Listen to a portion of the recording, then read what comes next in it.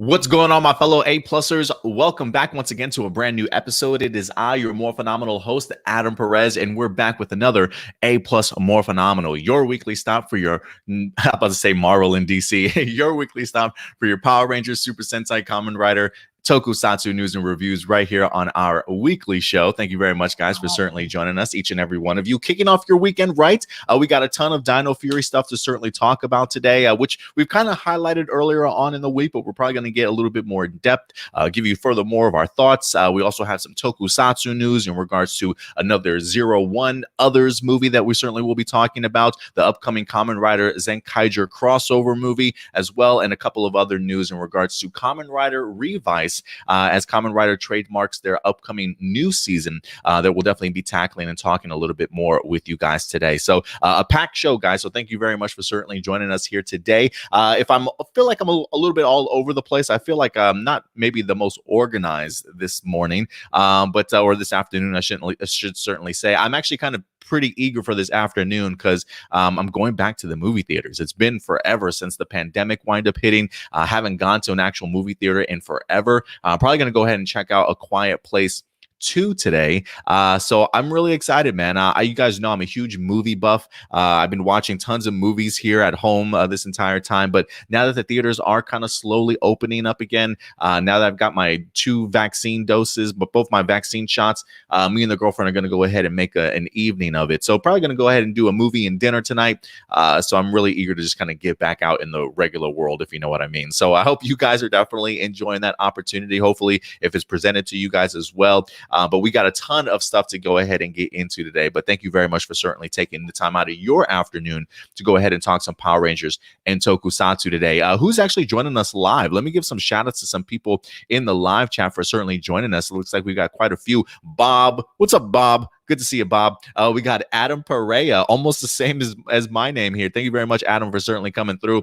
Adrian Perez, brother from another mother in here as well, coming through the day. We got Johnny Marrero in the house. Thank you very much, Johnny. Power Rangers Legacy is in here. It's morphin' time. That's what time it is, more Power Rangers Legacy. So thank you very much for that each and every weekend. Blossom certainly in the house. What's up? We got Dino Real Soul. What's up? Good to certainly see you. We got Frankie in the house as well.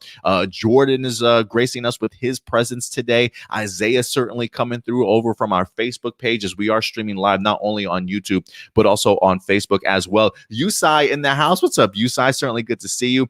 He says, got to get to work in a few, but got to give some love to my boy Adam and the A-plus crew. Hey, appreciate you at least stopping by, even if you do have to work. Maybe you can keep us in your ear as we're going along. Who certainly knows? But thank you for joining us, Yusai. I think I pointed out Jordan. Thank you very much. Speaking of movies, you watch Army of the Dead? Yes, I did watch Army of the Dead. I'll probably talk a little bit more about it tomorrow on A-plus Hero Report on our other YouTube channel. We go live every Sunday at noon Central Time. Also, if you're big into Marvel, DC movies or television, that's where we really talk about a bunch of that. But maybe I'll dabble in some Army of the Dead today. We'll certainly see. Izzy in the house. What's up, Izzy? Thank you very much for certainly coming through. Another Jordan. What's up, Secor? Jordan Secor?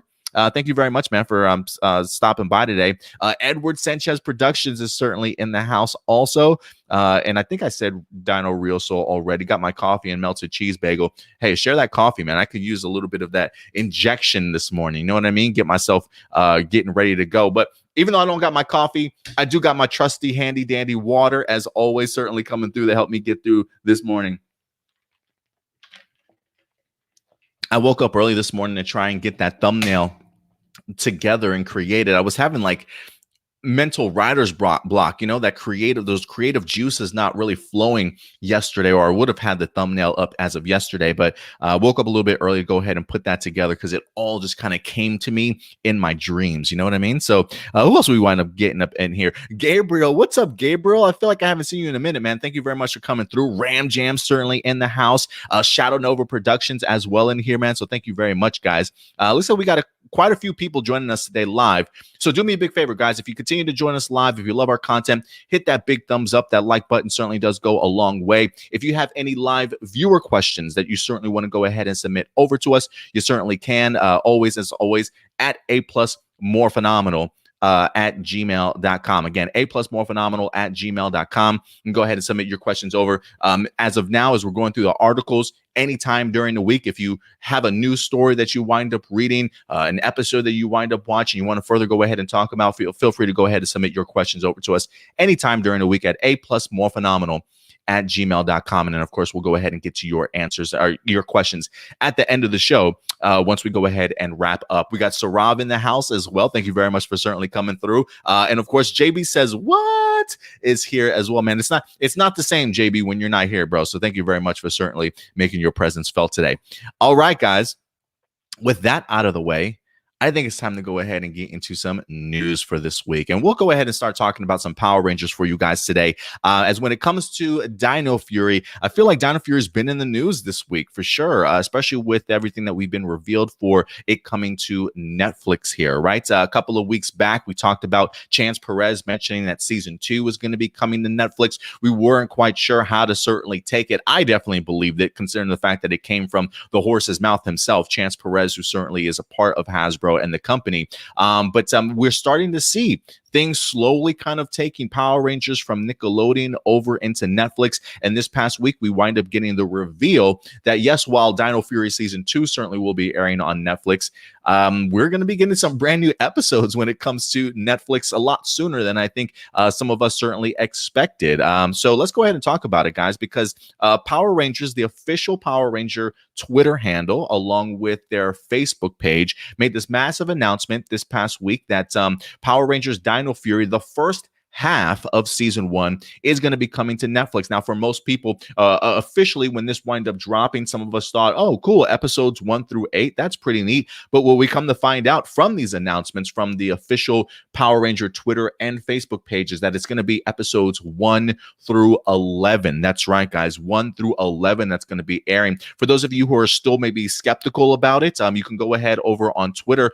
Ranger Command Power Hour actually went ahead and revealed that there Hasbro source has in fact confirmed that no, it was in fact not a mistype or anything like that. No miscommunication here. It is going to be episodes 1 through 11. Again, that's coming from a Hasbro source from, if I believe it's Ranger Command Power Hour that wind up reaching out to them. So shout out to them for going ahead and while they certainly believed it, they certainly wanted to go ahead and even get that additional confirmation. But listen, when it comes from an official page like that, I mean, it for me at least, it doesn't surprise me that it's official, because I would think that those sites, especially the Facebook page, Twitter handle, especially a verified account, winds up actually having their own sources, right? Like it comes directly from the source to them to go ahead and make those announcements, especially after a couple of hours when you haven't seen them sort of come back and either edit what they said or make any sort of corrections. I definitely do think that Hasbro certainly pays attention to these announcements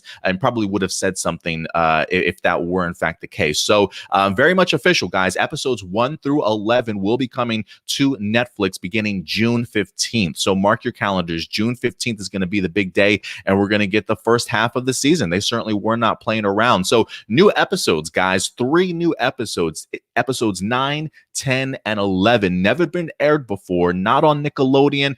First time ever being shown and premiering on Netflix. I think this is huge, honestly. It does make me ask the question and beg the question, like, is this how, like, are we even going to get the remainder of these episodes on Nickelodeon, right? Like, will the remainder of season 1 even finish on Nickelodeon? I'm still under the impression very much so that it certainly will be, but it does also make me wonder, like, will Netflix also drop some of these episodes maybe even before the first half of Dino Fury season 1 is completed? I don't really know, but we'll definitely have to see what happens here. But you can easily tell, again, this is a transitional period for Power Rangers, you know, slowly weaning off of Nickelodeon, slowly moving towards Netflix in here. The fact that, you know, they're getting the opportunity, Netflix, to show 3 episodes that Nickelodeon certainly hasn't gotten the opportunity to yet. I think really speaks volumes. And for me, I think it probably also speaks as to maybe how little Nickelodeon probably cares about having the franchise anyway. So we've already expected that contract from what Saban and Nickelodeon wind up putting together to go ahead and expire at the end of 2021.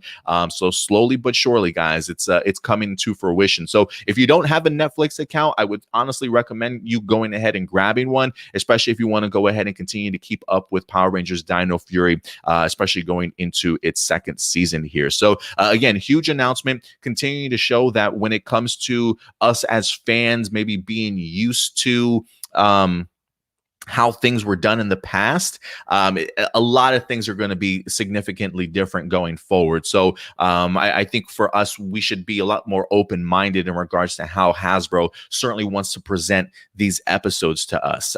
It does make me also wonder if this is going to be the new format that we wind up seeing when it comes to Power Rangers Dino Fury's episodes being released.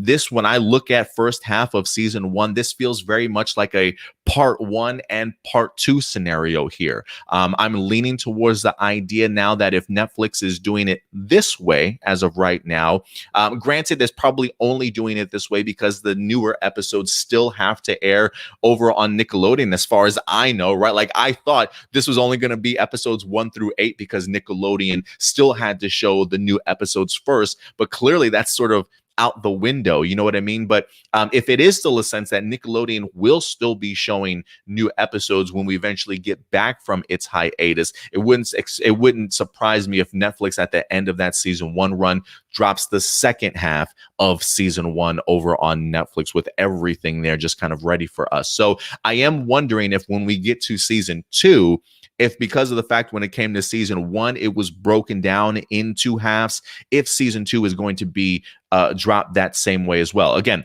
the release schedule has not been confirmed. This is just me simply speculating as to how Power Rangers season 2 certainly might be dropping, just based off of the announcement of this first half of season 1 when it comes to Netflix. So, there are two mindsets that I have in regards to this. I would be perfectly okay if they went ahead and did 2 parts, as long as the hiatus certainly is not as long as what we're so used to when it comes to Nickelodeon. If they want to, limit that down to a 1-month hiatus, a 2-month hiatus, who certainly knows? As long as it's not like all through the entire summer and some of the fall time as well, I would be okay with the idea of a part 1 and a part 2 for an upcoming season of Power Rangers, if that's the way that they certainly want to go ahead and pull the trigger. 11 episodes seems perfect. I would also be open to the idea. My second train of thought would also be maybe drop 3 episodes at once, and then from there on, maybe weekly. We've kind of seen that done over on Amazon. I believe HBO Max has kind of done that as well, where they'll introduce you to like the first 2 or 3 or maybe even 5 episodes for some places. And then after that, maybe like every week, every 2 weeks or something like that, they'll release a brand new episode or maybe 2 more episodes. I would be interested to see how Netflix handles this. But I'm kind of leaning towards the idea of a part 1 and a part 2 of a season once we wind up getting into the second half of Power Rangers. So big news here, man. I'm really thrilled at this. I think this is a perfect place. Again, this is not even going to be just in the US, but it's also going to be presented internationally for the most part. I think it's the US, the UK, Canada, Australia, and New Zealand that are actually going to be getting this all on June 15th. So I'm kind of hoping that this also maybe holds back on some international spoilers that we certainly might get. If Netflix doesn't drop the remainder of the episodes before Nickelodeon does for its second half of season 1, maybe we still will get international spoilers, but maybe after episode 11, right? Like if Nickelodeon is still going to show them, maybe other areas will get them beforehand. But so I'm keeping my fingers crossed that this really limits the international spoilers, though.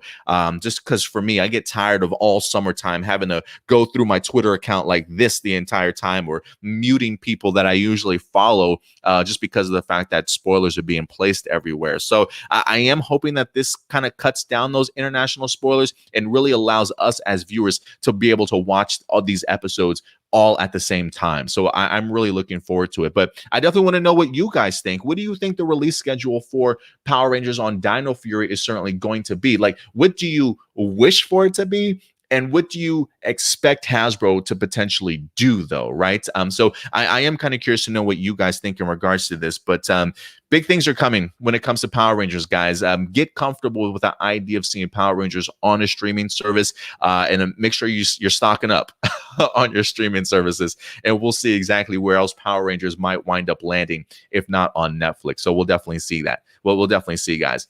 But when it comes to these new episodes, 9 through 11, we definitely have some new things that are going to be presented to us. What will those new things be?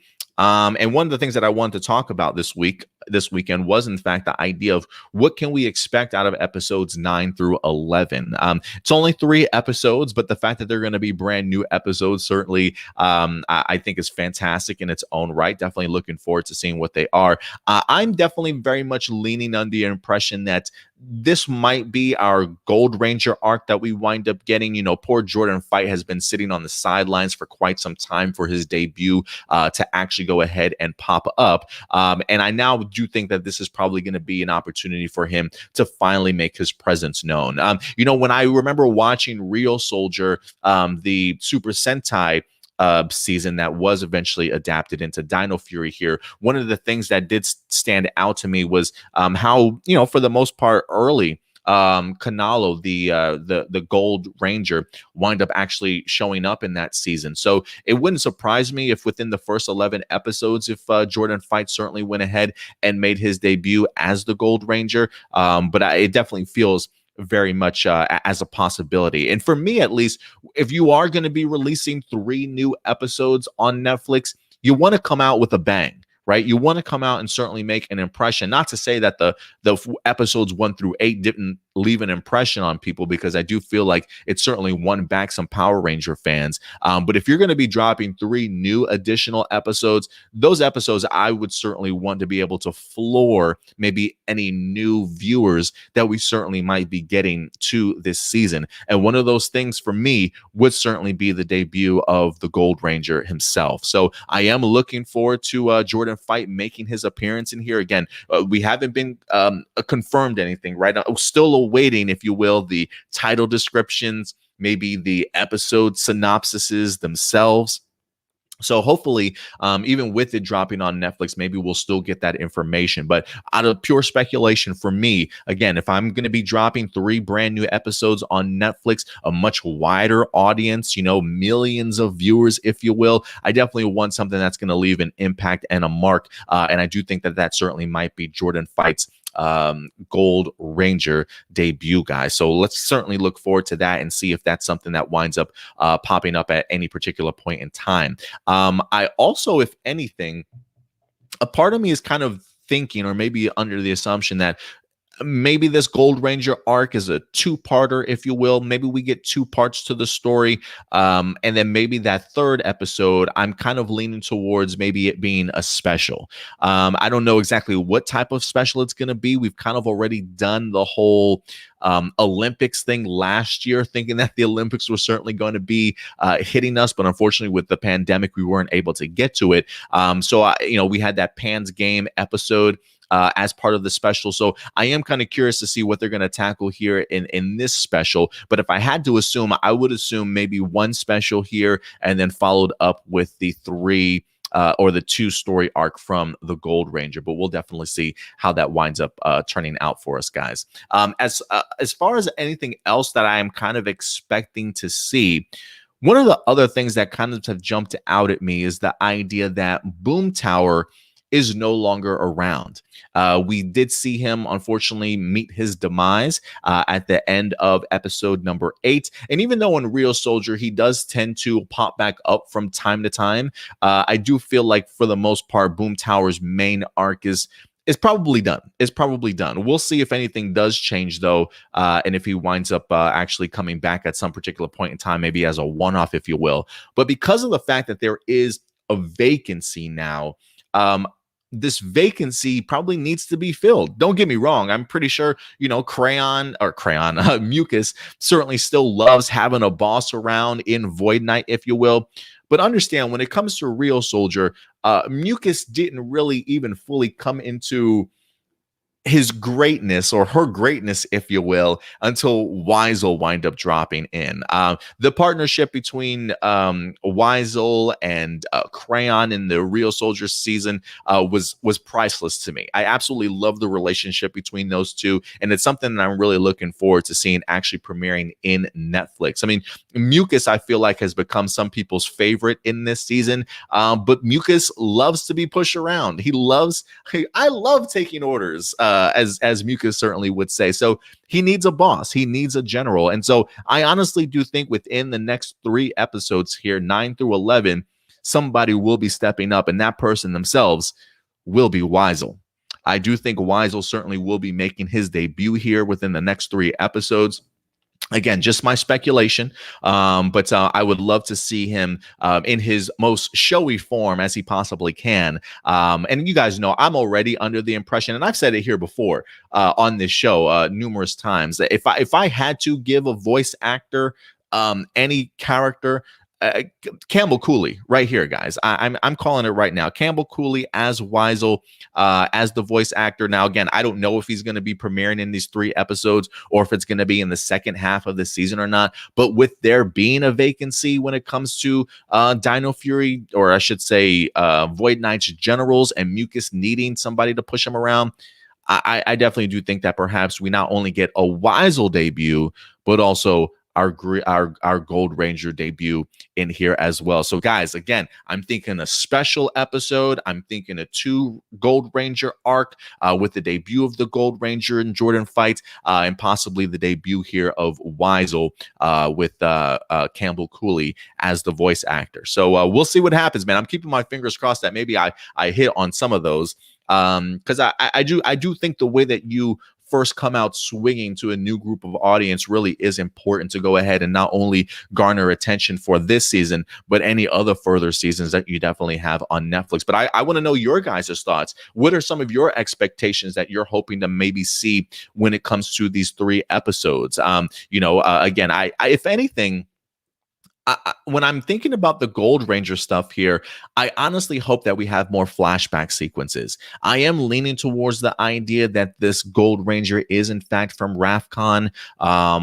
Whether or not him and Zato knew of each other, I would assume that they certainly did, right? We've seen Zato fight alongside his other warriors very early on in the first episode, or maybe I think it was the first episode of Dino Fury. And the Gold Ranger certainly is there amongst the other Rangers when they wind up getting their abilities from the Morphing Master. So I am under the impression that these two maybe have fought side by side. So I would be curious to see if the Gold Ranger is in fact from Rafcon and somebody that Zato actually recognizes or is at least familiar with. I've been so in tune with Zato and just his idea of trying to acclimate to this world. I've loved all the flashback sequences that we've had from Zato. I think Russell Curry really delivers some great emotions, especially, I believe it was episode 3, perhaps, Lost Signal, when we get that mysterious message that they're unable to decipher, and we get the opportunity to see even Zato himself remembering, I believe it was his mother, if I'm not mistaken. I really love those sort of very impactful flashbacks to kind of branch out and not only build the lore of Dino Fury, but really allow these characters to kind of grow from some of these flashback moments. So I am hoping that there is a relationship between the Gold Ranger and the Red Ranger here. Hopefully both of them from Rafcon. So we'll definitely have to see how that comes out. So I'm hoping that is in fact a 2-part series that we get from the Gold Ranger. Not only his debut, but also maybe some flashback sequences to kind of help continue to build that lore. What happened to their planet? What happened 65 million years ago in their battle with the sporks and things like that also. So I'm really hoping that they dive into some great storytelling within these brand new 3 episodes that we wind up getting. Now, listen, if we do get episode descriptions beforehand and things like that, we'll definitely go ahead and have a video for it. If not, talk about it here on a weekly episode of A+ More Phenomenal for you guys. But I am kind of curious if we will get any insight into Power Rangers going forward in that sense. At least maybe before even June 15th. Can you guys believe it? It's just a little over 2 weeks away. It's really hard to even wrap my head around that. And we're so used to having to wait such a long time for a hiatus and for new episodes to come back that literally June 15th is going to be here and we're going to get ourselves 3 more episodes. Granted, after those episodes drop, we still will be having ourselves a hiatus, but talk about coming at the perfect time to go ahead and give us something to sink our teeth into to truly hold us over until the true hiatus winds up coming back and Nickelodeon does give us new episodes. I would still assume Nickelodeon would probably still play episodes 9 through 11 for us. So that would be pretty interesting, the idea of like, even though we come back to new episodes on Nickelodeon, that we're kind of watching reruns from Netflix for the first 3 weeks. Again, I don't know how that's gonna work itself out. There is still that sense of confusion and uncertainty kind of up in the air. And that's one of the reasons why I said, can Netflix just drop all of season 2 also, like just anytime that it wants to, before Nickelodeon's had the opportunity to even air all of its episodes? I don't really know how that kind of works, but I would be really fascinated to eventually learn that before the hiatus returns. But we'll definitely have to see, guys. So if you thought the hiatus was going to be forever, think again. Hasbro certainly coming through for its fans, giving us what we want, brand new episodes, interesting timing to certainly say the least. But again, I do think that this is the start of a beautiful relationship, as they certainly will say, between Hasbro and Netflix, guys. So again, 3 brand new episodes. I'm leaning towards a Gold Ranger arc, maybe some more RAFCON stuff, a connection with Zato. So the debut of Jordan Fight finally. I'm thinking also maybe a special episode in there as well. And then hopefully the appearance and the debut of Weisel himself, a brand new general for Void Knight, to just throw mucus with. Like, go team up with that guy. And I really hope that they have great chemistry on screen, just like they wind up having back in Real Soldier as well. But guys, I want to know your thoughts. What do you think we're certainly going to see when it comes to these 3 new episodes? And what would you certainly like to see? Go ahead and definitely let me know your thoughts in the live chat or the comment section box below, ladies and gentlemen. And let me see what some of you guys are saying real quick as we go in here.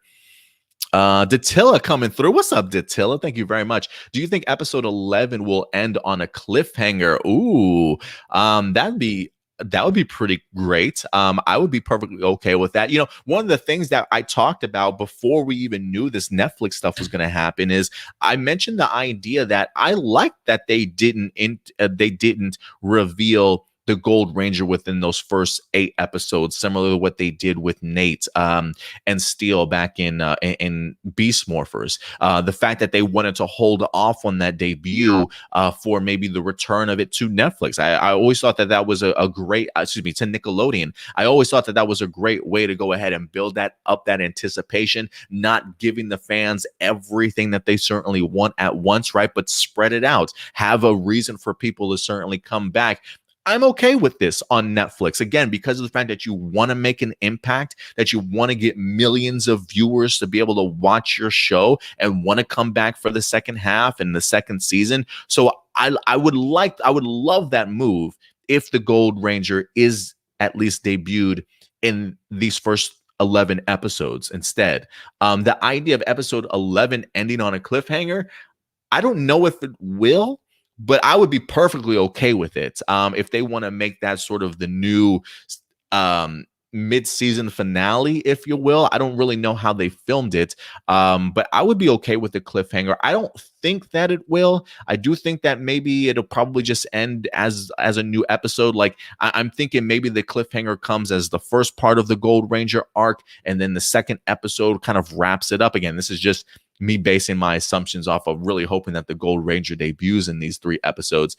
So I'm going to say I don't think that it will end in a cliffhanger, but I really would love that as well. I think the idea of being able to have so many views, if you really hit them with great 3 episodes, this certainly will go ahead and bring fans back, whether that be to Nickelodeon or at least watching Dino Fury again when it is released on Netflix for its second half. So we'll see, Datilla, but great question. Good to see you also, by the way. Let's see here. Let me scroll up here, see what some of you guys are saying. Jordan says, so glad that we have these episodes to help us through the hiatus. Most definitely. I definitely do think that it will. I am kind of curious to know, like, I'm trying to figure out how I'm going to tackle these as reviews. If I should just do, let me see, when is June 15th? Let me pull up my calendar.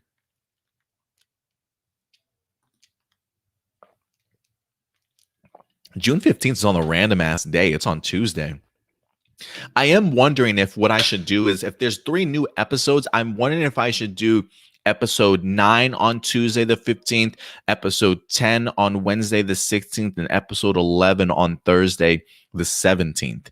Maybe I'll do them individually like that, just kind of back-to-back releases over like 3-day period, if you will, to celebrate the return of Dino Fury. I want to know what you guys think. Should I release 1 episode reviews Tuesday, Wednesday, and Thursday? Or do you think that I should just review it all at once in one gigantic video in the middle of the week, or wait till the weekend? I mean, I'm sure we'll still talk about it over the weekend also, but I'm curious to know how you guys think I should do it. 1 episode for the middle of the weeks, Tuesday, Wednesday, and Thursday, or should I just do it in one gigantic video? I am kind of curious to know what you guys think. And for me, I guess it'll be interesting also when we actually do get new episodes over on Netflix. If they do drop them all at once, yeah, it's definitely going to make my reviews interesting, to say the least, in regards to how I wind up releasing everything. So we'll see. We'll see what happens.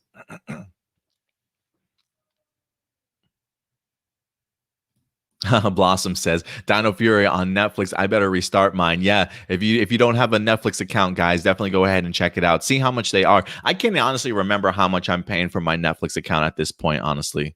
Sorry about that, but I am kind of curious if you guys are going to go ahead and pick up your stuff. Trek, what's up? What's up, Trek? Appreciate you coming through. He says we need Kamen Rider on Netflix. Yeah, I don't see that happening anytime soon, but that would be great, man. That would be great. I feel like Tokusatsu has probably got that covered on their official website, or even on their app and things like that, their channel that they have. Yeah, man. I mean, maybe if Toei ever opens it up like that, maybe we'll see. We'll see.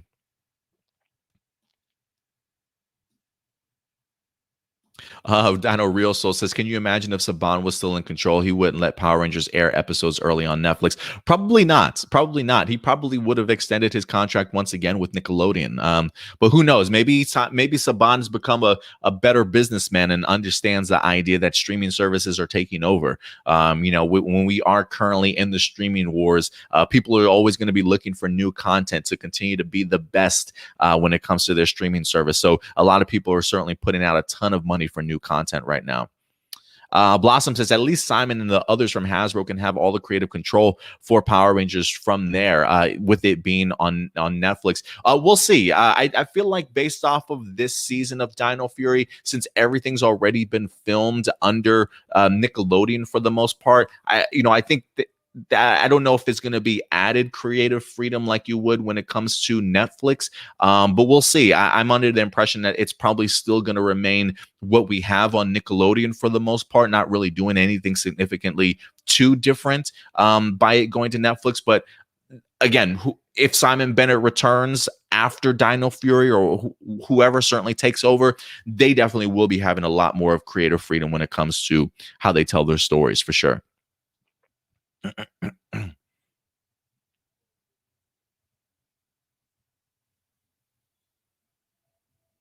Let's see here. Datilla says, sorry, Adam, I'm late. I just woke up. Hey, it's all good. Get that sleep, get that nap. You know what I mean?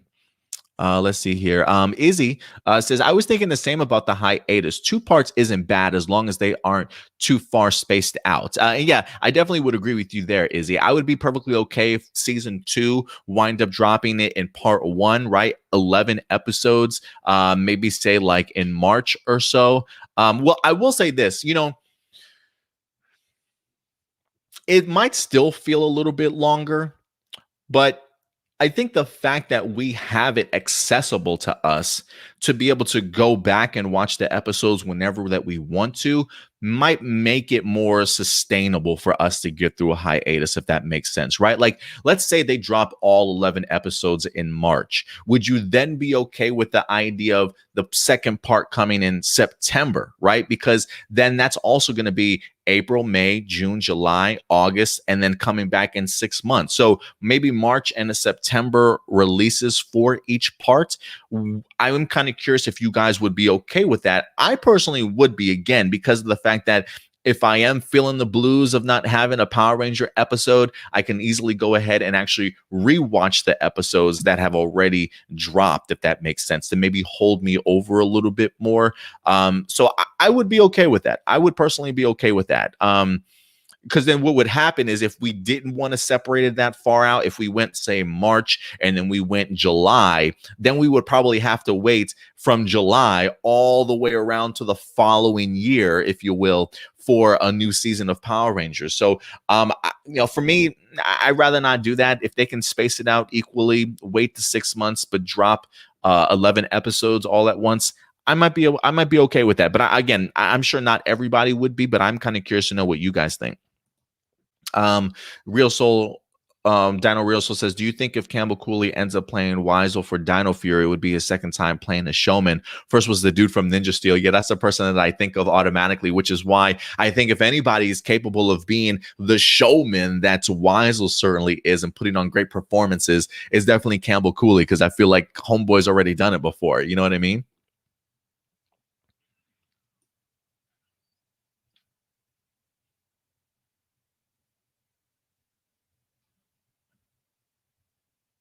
Datella says, if I miss your June 19th stream, you know why? Yeah, probably watching some Dino Fury episodes.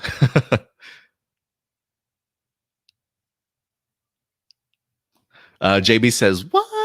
Says, I'm happy to limit spoilers. Yeah, me too, man. Me too. Because you guys knew I was tired. I think some of you guys even got tired of me having the no spoilers sign up in that corner for months on end, right? But yeah, I try to do my best to kind of stay away from spoilers. So I am hoping, similar to you, JB, that I at least limit some of it. You know what I mean? That I don't have to duck and dodge on Twitter and mute people out for 6 months. If I can cut that down to 2 months, that would be quite thankful. I'll be really thankful for that. Datilla says, I agree with you. They might introduce the Gold Ranger before the summer hiatus. I'm definitely hoping so. Keeping my fingers crossed that's what we get, especially just for Jordan Fight's sake. Like, Homeboy's been waiting for his debut for the longest time, right? Hiding behind people's cameras so he can't take people can't take pictures of him being cropped out of images, right? So we don't spoil things for people. I'm ready for him to go ahead and just be debuted already, just so he can just, release any behind the scenes photos and his time and things like that out in New Zealand.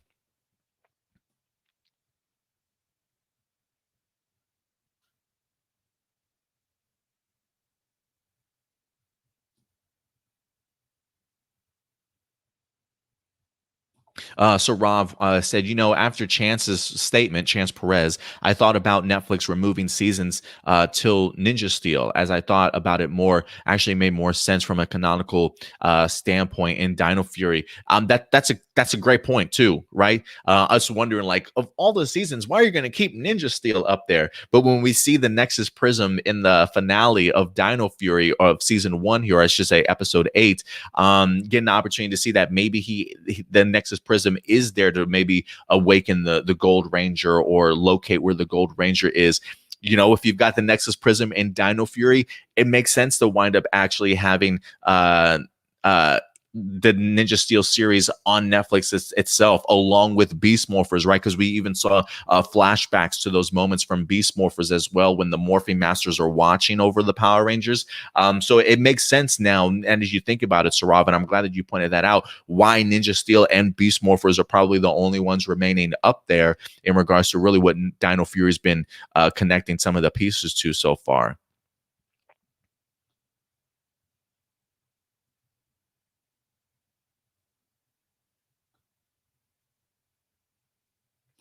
Adrian Perez says, do you think Weisel's Dino Fury counterpart will be as goofy as Weisel or more serious? I'm leaning under the be as goofy as Weisel. That's kind of where I'm leaning to. I did find it interesting that Sarav says here, I would really like Campbell Cooley to play a dramatic character in this series. I would agree with you there. I definitely would like to see Campbell Cooley. I don't want to say switch it up because I know the man is capable of doing a little bit of everything, but a dramatic character would be pretty great for him to play. But I am leaning towards what you're saying here, Adrian, in the sense that Weisel might end up being as goofy as he was. I mean, trust me, there definitely I felt like was some moments that there were seriousness for Weisel, but for the most part, him and Crayon were just as goofy as they come. But worked really well together. Honestly, I thought throughout that series. So we'll see what happens, though. Again, I'm not confirming Campbell Cooley as Weisel. This is just my speculation here. Datilla says, when is the Nickelodeon contract over? That's a good question. It says from some of the past document like articles that I've read, going back to like 2016 when they re-upped their contract, everything that I'm reading just says through 2021. There's no like I haven't been able to find an actual date as to when the contract officially ends, sort of thing. You know what I mean? So that's why I'm wondering if maybe because of the fact that it ends at some point in time through this year, if maybe they're a little bit more lenient in the idea of showing new episodes elsewhere because of the fact that it's coming to a close. But it is set to go ahead and end this year. But everything that I've read just says through 2021.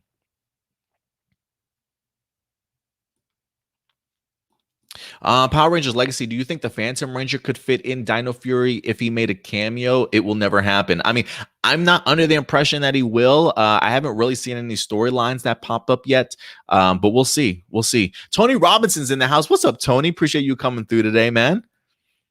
JB says, Wes says, I miss Boomy though. Yeah, like I miss Boomy too. Who is Izzy gonna give a hard time to? Because I really love just that chemistry between Izzy and Boomtower. It felt like they had a little bit of a feud.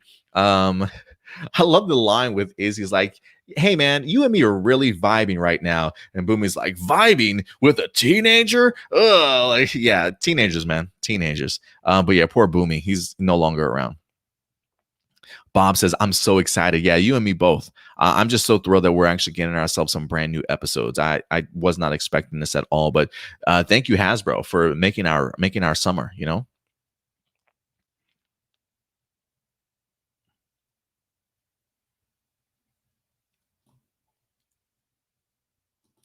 Shadow Nova says, yeah, I like the back-to-back videos. Datilla says individual videos also. All right, guys. I think JB says that's what I'm trying to figure out how to schedule my reviews. Yeah, I'm thinking I am thinking at least for episodes 9 through 11, I probably will do that back to back. So Tuesday, Wednesday, and Thursday release for you guys.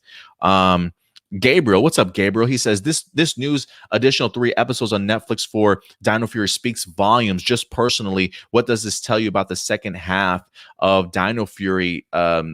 Season 1 just dropping on Netflix outright. That's definitely something that I've been thinking about also is when is the second half of Dino Fury gonna go ahead and drop? Are they even gonna wait for Nickelodeon to come back from its hiatus before they wind up doing that, right? Like if they don't mind showing episodes 9 and 11 before Nickelodeon does that mean they don't mind showing episodes 22 through 20, or I should say 12 through whatever the other number is, 20 or 22. I'm kind of curious. It would not surprise me at this point. Do I think that's gonna happen? I'm probably still leaning no, because I still think that Nickelodeon probably does want to air some new episodes before Netflix does. But I'm not going to say it's out of the realm of possibility, Gabriel. I'm not going to say that at all. So you might be onto something. Thomas, what's up, Thomas? Appreciate you coming through today as well. Escaroma in the house. Thank you very much, Escaroma. Jerry Dela Cruz. What's up, Jerry? Thank you for coming through, man.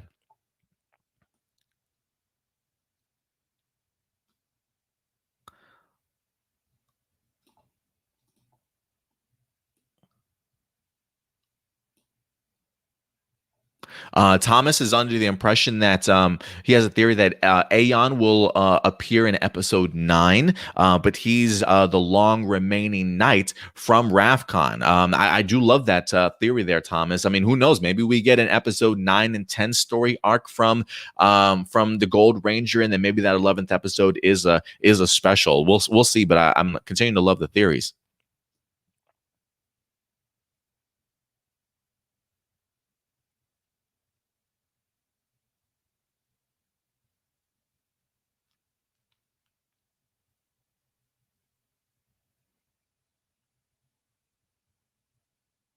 Kamen Rider 64, thank you for certainly coming through today. Datilla says it's crazy how much Power Rangers has changed under Hasbro for the better. I mean, for the most part, so far so good. You know, I mean, granted, it may be in other areas people might have their issues, right? Like the toy side of things, they may be a little bit underwhelmed. Lightning collection stuff, you know, where's the Dino Fury toys? I've been hearing people really complain about, right? The fact that Hasbro hasn't pushed more quantity, especially out in the toy sales. So I am sure some people would probably disagree on maybe on the toy side of things, but I feel like when it comes to media wise, just television and things like that, Beast Morphers in my eyes was very much a success, even though that was something that was kind of handed to Hasbro. I thought for the most part they did a pretty good job with what they were certainly given. Hyped me up enough to certainly see what an entire season by Hasbro would do.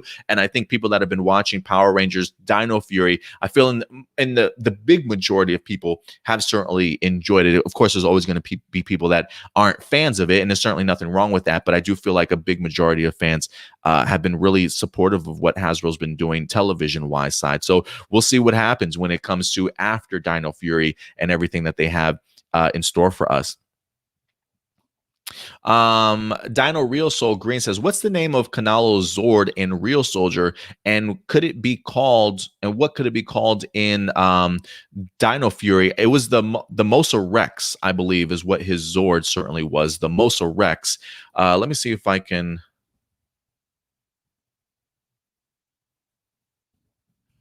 find a photo for you guys.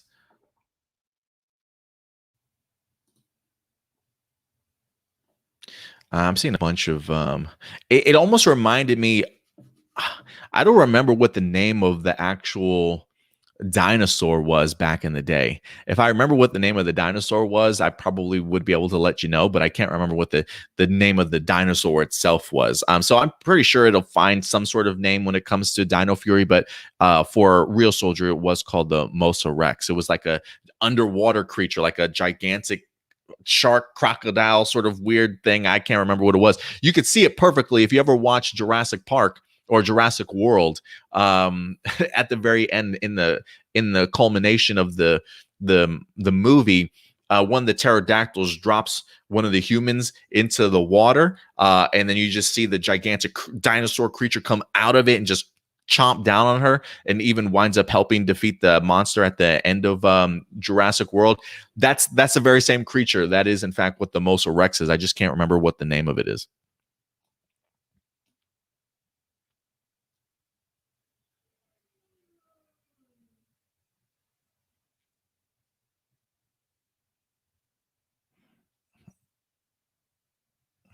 All right, guys.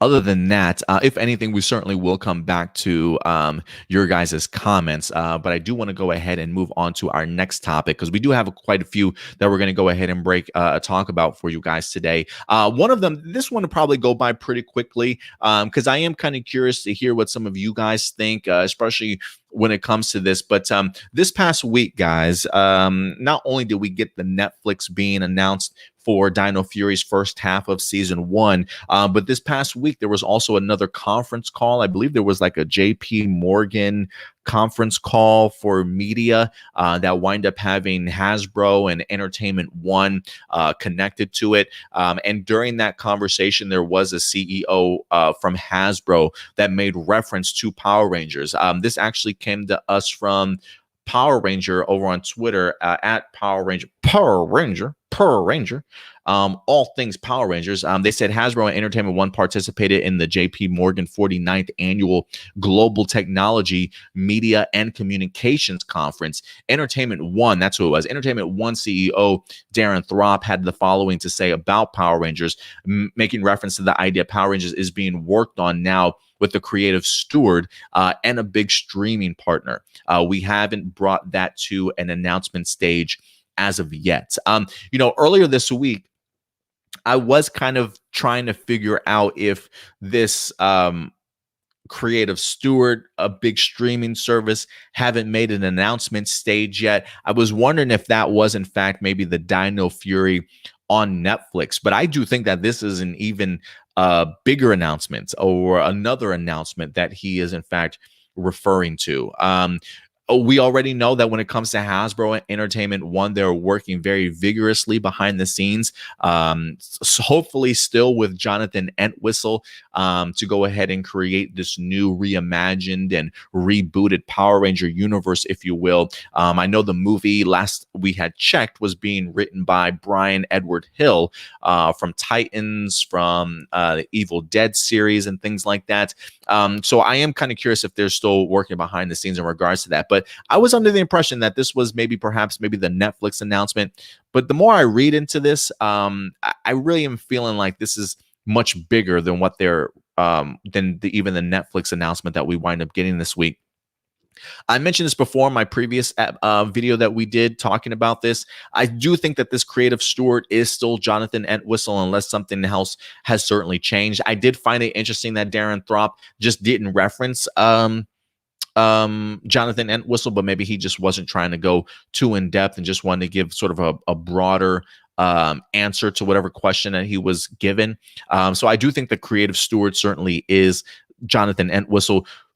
A big streaming partner does make me wonder, is that also Netflix though? They have mentioned the idea previously that they have no problem in moving some of their intellectual properties, their IP, to other streaming services these days, right? We just talked about it here with Netflix that people are paying big money to have new creative content on their streaming service here. When you tell me a big streaming partner, there's only maybe 5 that kind of come to mind for me that I think Hasbro would even maybe spend the time to try and work something out with. And that would be probably Netflix.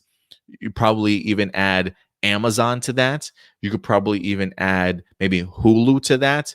Who knows? Hell, maybe even Disney Plus, for all we know. Like I don't think places like Disney Plus and an HBO Max are like willing to reach out or pay a ton of money for content that's not theirs, based off of the fact that they pretty much have their own production company and studios. They can create pretty much whatever they want to and not having to pay a pretty penny for extra content. So that's one of the reasons why I think maybe HBO Max and even Disney Plus would be out on getting anything Power Ranger related. But I could be wrong. Again, that's just my assumption there. But I am leaning towards maybe a Netflix, Amazon Prime, Hulu as maybe the other big 3 that are within that outside of HBO Max and Disney Plus. Paramount Plus is certainly there. Maybe Paramount Plus winds up getting something. I don't know if I would put them on par with like the big streaming partner as of yet. But anything's possible, right? So yeah, I am looking forward to it. If I had to lean anyway, I'm still thinking Netflix. I'm still thinking Jonathan Entwistle. With them just clearly having some sort of new deal with Netflix for their kid television show, I am wondering if that means that's the same place that they're going to have their more adult themed stuff there as well, or maybe they do move that elsewhere and keep the kids stuff completely separate on its own streaming service. But we'll definitely have to see. I'm still expecting, while they said they haven't brought that to an announcement stage yet, I think the fact that he mentions that they haven't brought it to an announcement stage kind of takes this announcement off the table of it being the Dino Fury Netflix, because I do think that that's something that was prepared and they were certainly ready for, whereas this this comment sounds very much like they're still working behind the scenes to kind of dot all their I's, cross all their T's, make sure that they have everything in place before a truly big and epic announcement that I'm honestly still expecting to wind up dropping at some point in time this summer. Maybe I'm getting my hopes up, right? I don't know if that's something that you want to announce just before season 2 of Dino Fury winds up even airing, but I don't know. Something would be great. Some sort of announcement would truly be great for the Power Ranger fans here to continue to give them just hope. You know what I mean? Something to truly look forward to for after Dino Fury, because it does feel like Power Ranger fandom is very much just kind of living in limbo, enjoying the new stuff, right? Enjoying the new content, but we still have a lot of questions that make a lot of us in the fandom uncertain. And, any big announcement would certainly help, just so we know where the future of this franchise is certainly going. So I'm excited, guys. I'm still keeping my fingers crossed that this summer, this will in fact be when we wind up getting this huge announcement that they're referring to.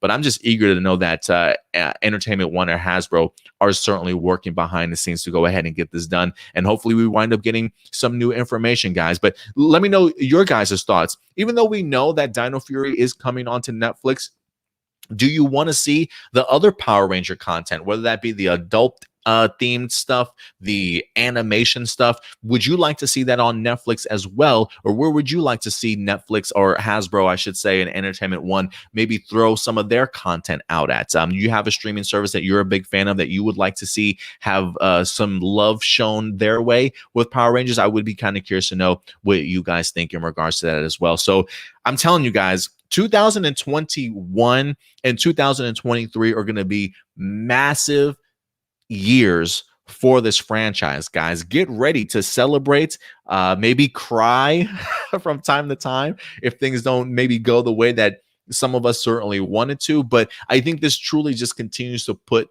Power Rangers in a great spot, guys, a much better spot than what it certainly has been before. While things certainly may significantly change for Power Rangers as we know it, if you've been a big fan of this franchise for majority of your life, we should all be pushing and really, not necessarily pushing, but just encouraging that Hasbro and Entertainment One continue to do right by Power Rangers and really push Power Rangers back into the mainstream where it certainly belongs, if you ask me. Because listen, if comic book and superheroes are the thing that we're into these days, there's no reason why Power Rangers shouldn't get more of a shine and be put more in front of people's eyes to let them know that, this original team that worked in diversity and inclusion and was saving the world for years before these MCU and DCEU wind up hitting it. Power Rangers is the OG of a lot of that. It feels like here for me in the States. So I really do hope that it gets the shine that it certainly needs, and we'll see what happens, guys. But Hasbro and Entertainment One continuing to work behind the scenes, even though a lot of us are certainly getting impatient. I just want some information, please. Let me know what's going to happen. But we'll see what happens here. Let's see what you guys are saying. Indy, what's up, Indy? He says, what if it's Disney Plus? It could be Disney Plus. I'm under the impression that it's not, just because of the fact that I don't really see Disney kind of going out of their way to drop money on big things to license them out, and have on their channel, based off of their app really has so much of their own content that I really don't think that they need other people's stuff. If Disney was interested, maybe it might go to Hulu, but who knows? I think maybe the Turbo movie, from Power Rangers, if I'm not mistaken, I believe Power Rangers Turbo is on there on Disney Plus, or maybe it's the original 1995 Power Rangers. I could be wrong. Disney Plus is always an option, but I'm not under the impression that it will be, but we'll see what happens, man. It's always a possibility, to whoever wants to put the most money forward. That's pretty much where I feel like Hasbro is certainly gonna be like, oh, you want some Power Rangers? Okay, thank you for that paycheck. I appreciate it. I think Frankie also was suggesting maybe Peacock. That's also an opportunity. I just wind up getting Peacock mostly for WWE for my wrestling fix, but I haven't really watched too much of Peacock.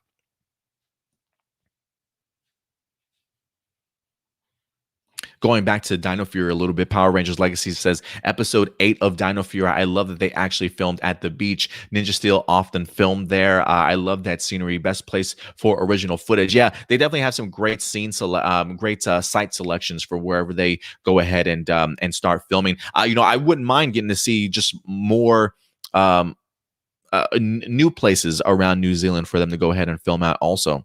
I felt like they kind of dabbled that a little bit towards the second half of Ninja Steel. I felt like we were getting some really new spots for them to go ahead and have some battles and shoot some shots at. So we'll see. We'll see. Enrique, what's up, Enrique? Good to see you, man. Is there going to be a new Power Ranger movie from Hasbro coming to a streaming service? So, as of right now, listen, I've been saying this for a while now, Enrique, that, and again, I feel like I might be the only person that's on this bandwagon, or it might be under the impression, but I'm under the impression that it's going to go to a streaming service. Listen, I'm a movie guy. I love the movie theaters. Okay. Now Hasbro has not, again, they haven't announced a release date for the film, no cast, no synopsis, no script. So if they haven't announced that, they definitely are not announcing yet if it's going to be in a theaters or a streaming service. The only thing, this is why I'm leaning streaming service as of right now. Okay. Two things. One, if you go back and you watch the 2017 Power Ranger film, as much as we certainly enjoyed it financially in the box office, it didn't really do too much. It barely made its money back, if that. Okay. That's not really a financial success. That's not really, it's a reason why they decided not to do a sequel, right? And if this movie winds up coming out, say 2023, right, 2 years from now, if you will, that will officially have been what, like 5-6 years since the movie itself was released in theaters.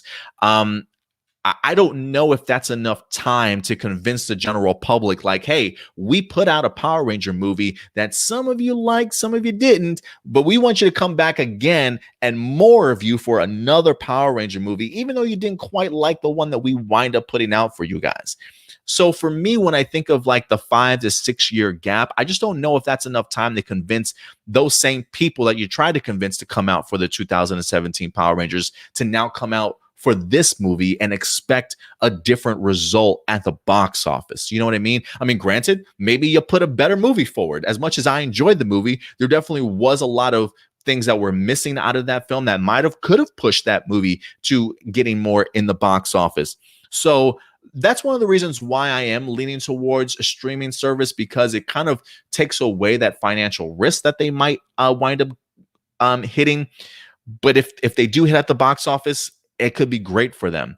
And I think also the idea of them moving their production from Paramount over to Entertainment One, maybe that might be another sign as well. Now, granted, listen, we have seen Entertainment One put out movies before theatrically, so it's not that big of a surprise.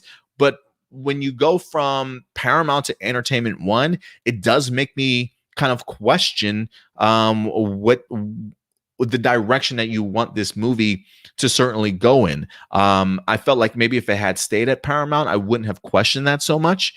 But I am kind of curious. I am kind of curious, Enrique. So for me, I'm all on board of thinking that Hasbro will release this in a streaming service, or to a streaming service, to go ahead and kick off its franchise going forward in the streaming service. And it's not, and I also want people to understand that if the movie does go to streaming service, that doesn't automatically make it a bad movie, right? Because we've seen plenty of movies, whether that be on Amazon or on Netflix, get nominated for awards at the Emmys, right? Being recognized at film festivals and things like that. So we shouldn't look down on the idea of Power Rangers being released in streaming as a part of a streaming service. If anything, it would just kind of fit the motif of where we're at in modern times these days. Do I want it in theaters overall? Absolutely. That would be my first choice. Absolutely in movie theaters. Do I think Hasbro might have other plans? I do. But that's just me. But those are some of the reasons why I'm leaning towards that. But you guys might feel a little bit differently than I do.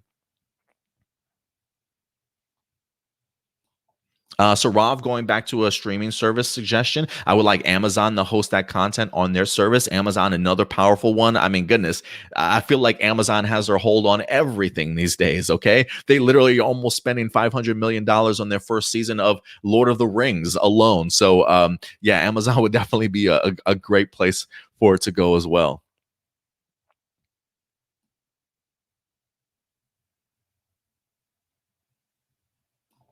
Ooh, Trek or Treecob says Power Rangers anime. Yo, you know what? I'm all for Power Ranger animated series. It still floors me when I hear people just not that thrilled about it. I've seen so much animation on Netflix and in other sites. I mean, Amazon's Invincible and things like that. That just tell some incredible stories and have some incredible art design. I mean, Voltron, the legendary Defender. You can go to Castlevania. Whether or not Power Rangers would be an animated anime style format or not, I still so badly want Power Rangers in animation at some point in time. I really do.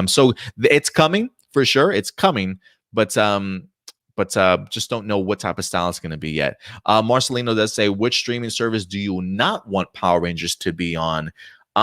Probably Peacock. My thing is, I just want it to be on a service that has like millions of viewership and has an international reach for the most part. I don't necessarily want something that's just streaming here in the US that doesn't have any global connections as of right now. If you're a streaming service and you stream internationally, that's where I want Power Rangers to go to. If you don't stream internationally, then no, I don't want anything to do with you. I don't know which streaming services those are, but that would be my first and foremost criteria. Do you reach people internationally? No, then no, we're not. I don't really want to talk to you unless the money is just outrageous. But outside of that, no. Thank you, Jerry, for the clarification. Turbo movie and the '95 Power Ranger movie are on Disney Plus, according to Jerry. I haven't had the opportunity to check that out myself. Trek is saying HBO Max. I love my HBO Max. It's probably like my third most used app, honestly. Gabriel says, my personal option is either Netflix or Paramount Plus, but I lean towards Netflix. This Dino Fury news speaks volumes to me in many different ways. Yeah, I do think that this is a showcase to us that there's a new deal between Hasbro and Netflix in regards to it, and I think Dino Fury is just the beginning of that. I do think that they probably will get something else Power Ranger related. Whether they get all the Power Ranger content, I'm not sure, but I agree with you, Gabriel. I do think that this means a lot more things to certainly come. Byron's in the house. What's up, Byron? Appreciate you coming through also. Datilla says, yeah, same here, Adam. I don't use Peacock besides for WWE content. That's what, yeah, I really don't.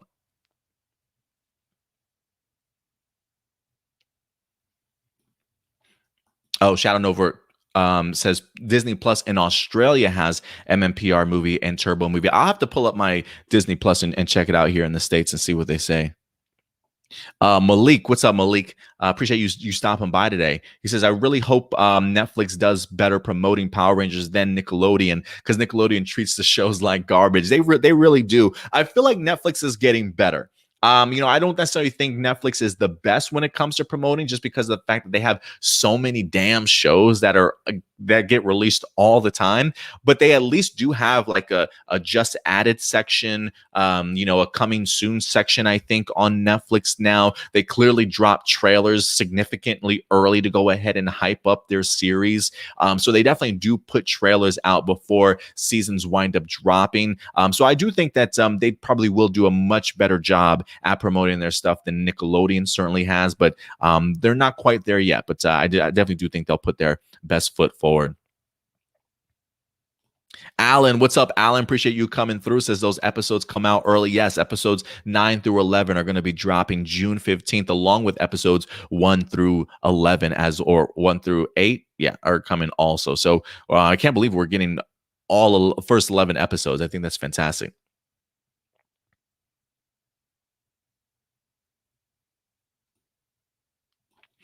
Trent, Appreciate you coming through, Trent. He says, I'm 100% sure it's not Disney Plus because Disney Plus only has content on their own that they own. Netflix is the way to go because look how many subscribers they have, etc. It makes sense to do it all with Netflix. I'm in agreement with you there, Trent. That's one of the reasons that we were just mentioning was the idea when it comes to Disney Plus. You know, they have their own content. You know, they can create their own stuff. There's really no need for them to have to spend that kind of money unless they wanted to go to another service like Hulu, which Disney also does own. So if anything, that's why I'm not really leaning towards Disney Plus. I do think Netflix, Amazon, and Hulu might be some of the best bets. But we'll see. But I'm agreeing with you there, Trent. I think Netflix definitely will be having, at least I feel they'll definitely be having a lot more content than just that Dino Fury show or the kid side of things on there. All right, guys. With that out of the way, we will go ahead and move on to our next topic for you guys. This one will probably start making our transition from Power Rangers to Tokusatsu news for you guys. But make no mistake, we definitely will be talking Power Rangers, Dino Fury, especially once we get to some of your guys' live viewer questions at the end of the show. So definitely go ahead and check it out. Before we move into our Tokusatsu stuff, I just wanted to do a quick thing of business for you guys. You guys know we got to keep the lights on around here. I'm working on trying to what's the word I'm looking for? Revamp this office space that I certainly have, guys, especially better quality equipment and stuff, certainly going forward for A+ Morphinominal. But listen, guys, if you want to go ahead and continue to support the channel in any way, it definitely does go a long way by subscribing to the channel, leaving comments as well, and of course, liking these videos by hitting that big thumbs up, guys. But if you want to monetarily certainly help us out, you certainly can because we have ourselves a Patreon account. If you'd like to go ahead and check it out, patreon.com/A+opinions. We've got a Patreon that gives you exclusive content, early access content, and not just to our A+ Morphinominal YouTube page, but also the content from A+ Hero Report. If you're also big fans of movies, television, Marvel, DC, we talk about it all, guys. So again, exclusive content, early access content from reaction videos to character breakdowns. We have a Discord community that we're continuing to grow. We've got $1 tiers, $5 tiers, $10 tiers, whatever you certainly feel comfortable in helping this channel grow. It certainly will go a long way, guys. So patreon.com/A+opinions certainly goes a long way. And if you can't help out monetarily, again, definitely go ahead and subscribe to the channel, leave comments on our videos, and definitely hit that like button. It definitely goes a long way. All right, guys. And moving on to our next topic, Kamen Rider is back, ladies and gentlemen. Not that it ever left, but the idea that we have a new season that is quickly approaching. You guys know we already do Kamen Rider Saber reviews here on our YouTube page, hosted by Stuart Branscombe himself, doing a great job with our Kamen Rider Saber reviews. So if you are looking for a home for your Saber reviews, right here is certainly a great place for you guys, or to add to any other Kamen Rider reviews that you certainly already watch. The trademark has, in fact, officially been dropped for us this past week, and that is, in fact, going to be Kamen Rider Revice. That's right, guys. Kamen Rider Revice has officially been announced. Now, we haven't really gotten anything official outside of this trademark that has, in fact, been revealed to us. Everything that we have right now is simply just speculation, just theories as of right now, which we'll definitely go ahead and get into some of the rumors. But, you know, I'm so used to being a part of the Super Sentai community. I wasn't even quite sure exactly as to when Kamen Rider reveals their trademarks, just based off of the fact that, you know, Kamen Rider clearly isn't lined up to have, you know, the same number of episodes, or I should say, like, they're not released the same time that Super Sentai is. They usually go ahead and reveal their trademarks at different times during the year. So this kind of crept up on me a lot quicker than I certainly was expecting, especially with Saber still continuing. But Kamen Rider Revice is, in fact, going to be the name of the upcoming season. And let's just go ahead and actually explore maybe some of these let's see here, some of these rumors that we have in regards to it. In fact, first, I do want to go ahead and bring this up because this is actually comes to us from Toku Nation. There we go. Toku Nation says Toei files trademark for Kamen Rider Revice.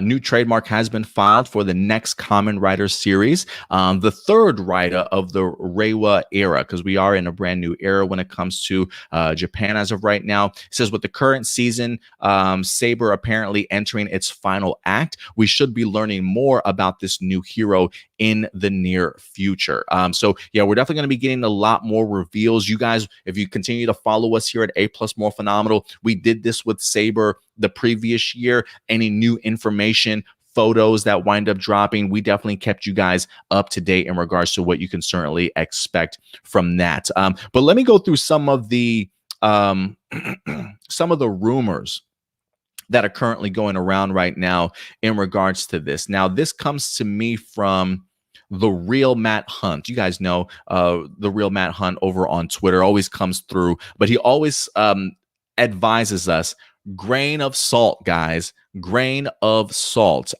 Here's a similar rumor from five channel. I don't know. Grain of salt. Again, grain of salt as of right now.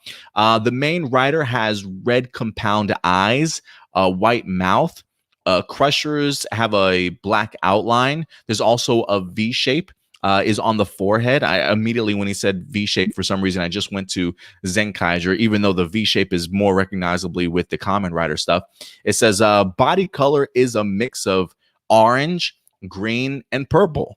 It says the belt is basically light green with the left side containing an item and the right side containing a display. There's also a second rider, mostly a black in color with orange mixed in. I kind of dig that assortment of colors there. His forehead has what looks like an open dinosaur mouth on it. Now that sounds badass. It has the light green compound eyes peeking through the dinosaur face, has no belt, just a plain buckle. Interesting. There are two other riders with symbols on the left side of their chest, but it seems that they are also opposites to each other. Okay. I kind of like the idea there. A lot of the stuff that I've been reading has been focused on the idea that this series might be dinosaur themed at the end. So I am kind of curious to see what that's how that's all going to actually look when the time comes. But yeah, those are just some of the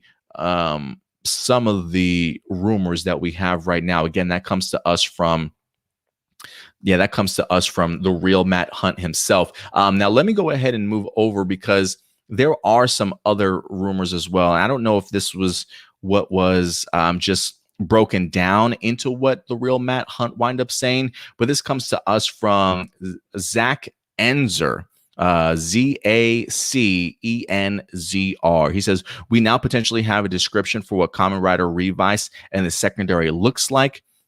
First off, just want to say that I first saw these rumors. I didn't really believe them much because it seems way too early to know this stuff, but they have now been backed up by a more reliable source. But remember, these are just rumors. So he even goes on to say that dinosaur themed in nature. Again, odd looking, like X-Aid. For those of you who remember Kamen Rider X-Aid, suit is orange and light green with some purple. You know, I kind of dig the idea of orange, light green, and some purple because for me, I thought that light green or that neon green from Kamen Rider 01 really popped off the screen, honestly. So I really dig that idea. The idea of red compound eyes, red eyes, orange, light green, and some purple. It's like somebody threw up some Skittles on this thing. A V-fin head crest, which we talked about, Crusher style mouth. It looks like maybe a lot of the stuff that he's getting here is probably based off of maybe what the real Matt Hunt wind up saying. He says the dinosaur part of the helmet is described as looking more raw.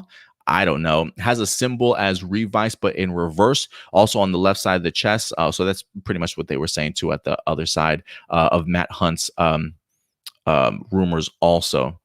But yeah, guys, we'll see what happens. I definitely am be curious to see what other details wind up dropping out. Again, as of right now, it's probably going to be a lot of rumors in the meantime until we actually do get ourselves until we actually do get ourselves anything official. But as of right now, those are certainly some of the rumors. When Zenkaiger was certainly getting ready to start, we definitely highlighted a bunch of rumors that wind up dropping. And a lot of those rumors actually kind of came to be. A lot of them came from the real Matt Hunt. I believe he might have, I don't know if he posted those or if he got those from Ranger Board, if I'm not mistaken.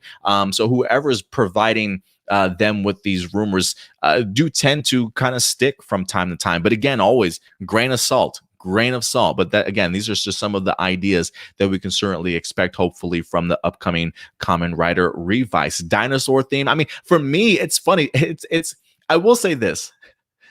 For somebody who, like myself, I don't dabble too much in Kamen Rider, but I am starting to get there. It's interesting to me that they've never had a dino theme. Or maybe they have had a dino theme, but maybe it hasn't been that long.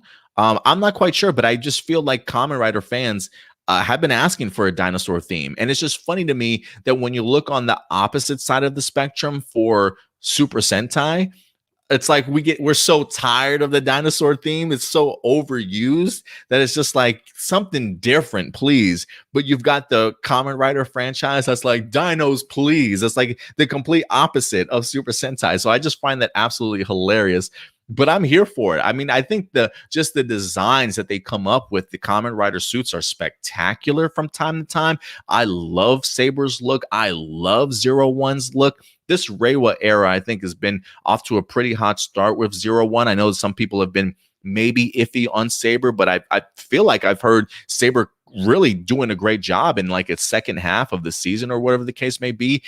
Maybe I'm wrong, but I really am eager to see what this costume looks like, especially with this color palette that they are referencing for as potential rumors. So once we wind up getting further details, synopsis, actual images, rumors, we'll definitely keep you guys up to date in regards to what to look for when it comes to Kamen Rider Revice. So definitely keep your fingers crossed and get excited, guys, if you're big Kamen Rider fans.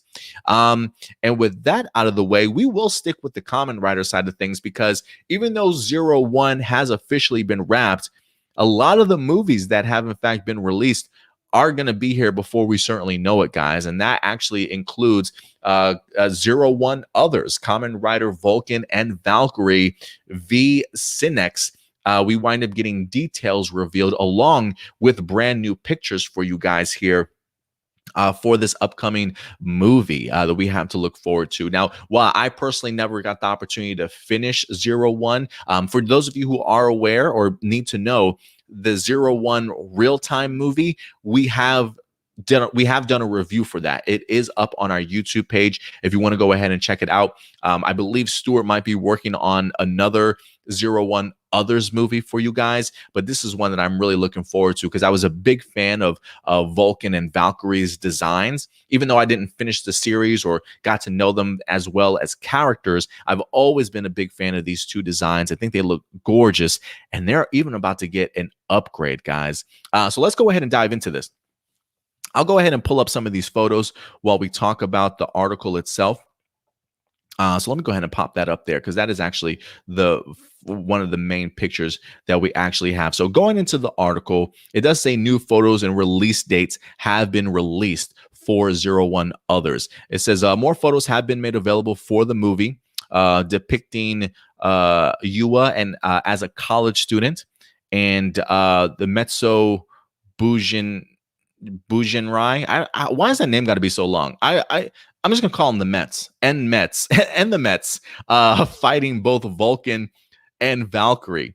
It says the movie involves the mystery of why Mets fights in the first place, the justice of Valkyrie, and the final mission of Vulcan. And here's some brand new photos for you guys. Also getting to see the upgraded versions, if you will, of some of these characters. I'm looking really forward to so badass designs, man.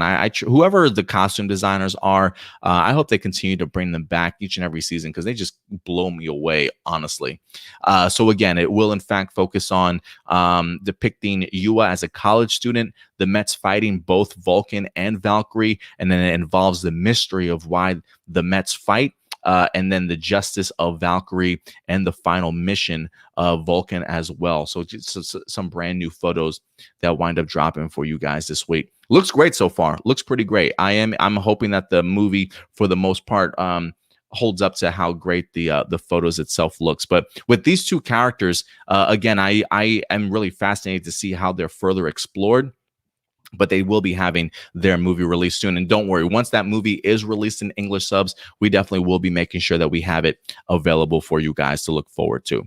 All right, guys. And with that out of the way, I will transition away from some Kamen Rider and dive a little bit more into some Tokusatsu news in regards to Ultraman itself. This past week, guys, we're really looking forward to this upcoming Ultraman series and Ultraman Trigger. It's set to go ahead and debut this July. And while I have never reviewed an Ultraman series, this will in fact be my official first time dabbling into some Ultraman series as far as live action goes. So Ultraman Trigger is set to go ahead and debut in July. And one of the things that we have been doing around here is we've been focusing a lot on some of the cast members and who they're being cast as for this upcoming season. They've done a really great job so far and given us some great details into what we can certainly expect, getting the opportunity to see not only some of the characters, but the pivotal roles that they're going to be playing as part of maybe the Guts organization that kind of runs maybe this colonization on Mars, getting to see some of the weaponry, some of the mechas that they're going to be able to use as well. We've gotten to see just exactly what the Ultraman Trigger costume is going to look like, the 3 forms and things like that. So really hyping me up for this season of Ultraman. But we do have another character here, another actor. Was it Ki Hasagai? I could have completely butchered that. Ki Hasagai, cast in Ultraman Trigger. Let's see who he is going to get the opportunity to play. So let me go ahead and pull this up. This article actually comes to us from Tokusatsu Network. Once again, Tokusatsu. It says the Subaraya announced the casting of Zenkaiger alum Kai Hosag. I'm not even going to bother butchering his name anymore.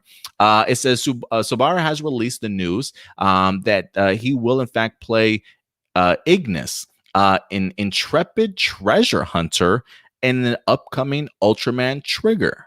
New information has been provided about the opening and closing songs. This is Ignis. Okay. It definitely does have, treasure hunter, it definitely does have sort of that pirate theme. I feel like the only thing this guy is missing is like a pirate hat to go along with it. But look, he's got his gun and everything on his hips. I'm loving the gigantic trench coat, even the belt. I'm absolutely loving his costume design. It says Ignis is a treasure hunter who travels the galaxy for top class treasures. A mysterious man. He hails from the planet Lishuria. Lishurians seem indistinguishable from humans until they get excited or emotional when the differences become clear. Ignis travels in pursuit of treasure, bring him to Earth, and he becomes involved with Guts Select. So interesting. It says that he has previously acted in Zenkaiger as Bosco. Oh, he played Bosco? What the fuck? I didn't even, bro, I'm not even kidding. This guy doesn't even look like Bosco to me. That's Bosco?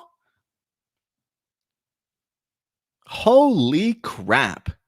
Yeah, I didn't even recognize the guy. I'm literally going to watching Zenkaiger right now. We're almost done with this season as part of our reaction videos.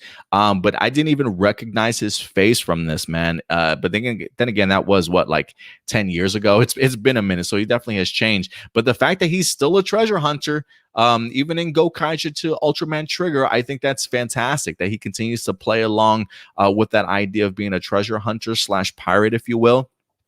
But it seems as though the search for gold winds up bringing him to Earth, and he becomes involved with the Guts Select. I am fascinated when it says that Lishurians seem indistinguishable from humans, which, yeah, when I look at him, absolutely, he looks human, until they get excited or emotional when the differences becomes quite clear. So I'm wondering, does he have a second form to him? Does he change colors? Does he have antennas like Zato? Right? Like, I'm wondering if he just looks completely different when he winds up getting excited or emotional or whatever the case may be. It also says that Ignis will be played. Okay, he says he made his acting debut in the 2008 musical The Prince of Tennis, and then yeah, they talk about him being a part of Gokaiger. This is what he says. He's got some announcement. He says getting to play a starring role in the Ultraman series and its pioneering role in the world of Tokusatsu is an honor beyond my wildest dreams, especially for the festive occasion of Ultraman's 55th anniversary. I'll be doing my best to give this series as much pizzazz as possible. I'm Ignis, #1 treasure hunter in the universe. Time to hunt some top class treasures. The fact that he uses the word pizzazz, I am wondering if the pizzazz idea is something that Ignis will say in the show itself. But yeah, that's crazy. I mean, going from a popular series in Super Sentai that's celebrating its 45th anniversary to now being a part of the Ultraman franchise that's tackling 55 years. So I'm assuming it's Ultraman first, Kamen Rider, and then Super Sentai is how they wind up dropping. That's fantastic. I can see why he's so honored to be a part of such big franchises that way. It also has a hint about the song themes. It says the opening song for Ultraman Trigger is Trigger by Takao Sakuma. Previously the lead vocalist of Foxtails, Sakuma made his debut with the ending song Kuroku's Basketball. Oh, okay. So we do have, it says the ending song is Rainbow Seeds by Chow Cho. Chow Cho made her major debut with the opening song Heaven's Memo Pad. Since then, she has performed many hit songs for anime, including Mashirori. Yep, I'm not going to butcher that. Something Symphony and Girls und Panzer. So she definitely has some experience doing theme songs for sure for other series. So yeah, guys. New characters, new theme songs, all coming from Ultraman Trigger. I am kind of hoping now that they have sort of hinted at the idea of the opening theme and the ending theme of this series. I am kind of hoping that maybe they will release this soon, because I really would love to actually hear what the song itself sounds like before the series actually premieres. So hopefully we'll wind up getting a hint of that as we go forward. I feel like each and every week for the past 2 or 3 weeks, guys, we have gotten new casting announcements from Ultraman Trigger. So I am curious to see if next week has anything else in store for us.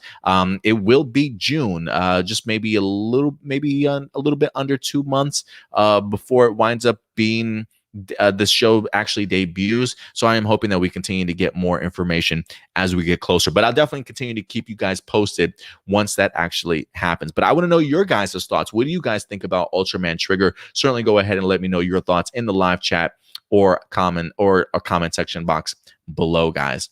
Let's see here. What else we got? I got 2 more topics for you guys before we get into your live viewer questions. This is a story, guys, that I wasn't quite sure if I was going to go ahead and highlight, but I said, screw it. You know, it's exciting for me in the sense that it's something new that we haven't really been introduced to before, kind of in the realm of Tokusatsu to a certain extent, but I found it quite interesting. This actually comes to us from jefusion.com, that there's a new superhero team that's been announced that's going to be produced by CG Takaiwa.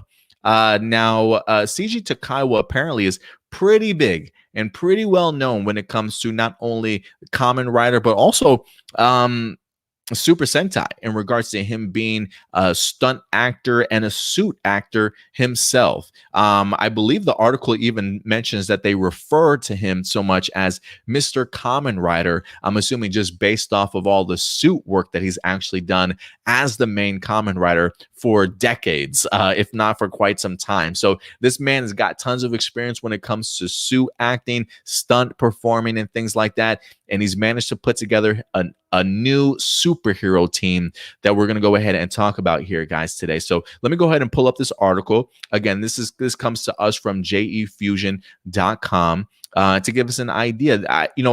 Again, this says it was announced that CG Takaiwa, who is widely known as Mr. Kamen Rider, will bring us a new breed of superhero team. It says the team is called Phoenix Fist Widenger. Again, Phoenix Fist Widenger. And they actually have a trailer for us to look at also. It says this new series superhero team, which is produced by Takaiwa himself, is inspired by Super Sentai and is loosely based on Journey to the West and stars CG's action performance team, TAW, Takaiwa Action Widen. The series is written by Takao Nakano, who also wrote Ultraman Ginga, Ultraman X, and Ultraman Orb. So that's who the series is going to be written by. Music by Koichi Terasawa, writer chips, and then we've got a couple of directors as well. It says, let me go ahead and play this for you guys. I will take off the...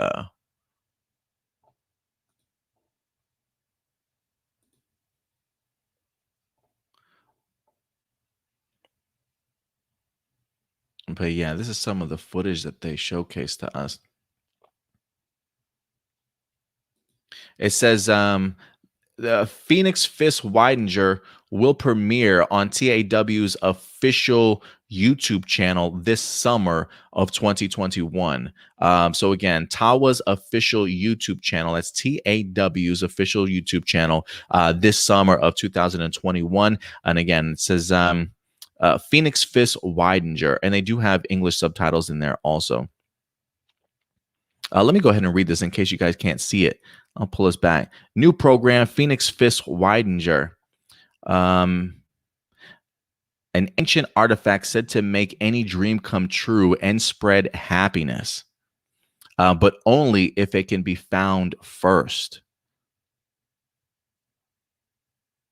Phoenix form.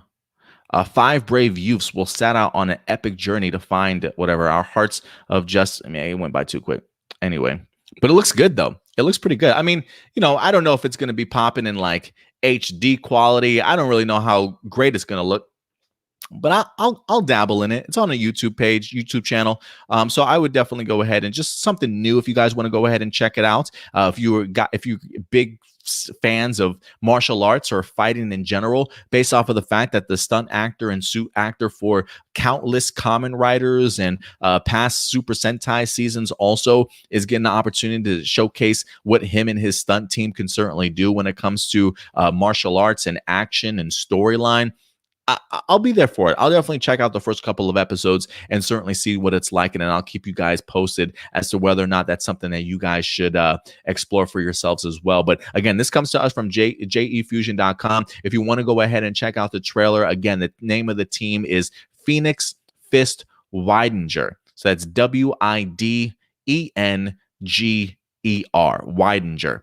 So go ahead and try and find them on YouTube if you want to maybe check out the trailer for yourself, guys. But yeah, let me go ahead and stop that real quick. And then last but not least, guys, to go ahead and round off this show, we will talk a little bit more Kamen Rider for you guys, but this time spice it up a bit with some Zenkaiger, guys. That's right. We definitely do have ourselves a brand new crossover movie that's coming, and it's a brand new roadshow. I'm really excited for this. Zenkaiger and Kamen Rider Saber. When I first dabbled in Super Sentai, when I first started watching it, I was like Gokaiger, if I'm not mistaken, was my first season I dabbled in. One of the things that I realized as some of the seasons went by, they actually used to have like Kamen Rider Super Sentai episode crossovers. that these crossovers would actually happen during the middle of a season, and not just on the Super Sentai side of things, but I think they also did them over on Kamen Rider episodes as well.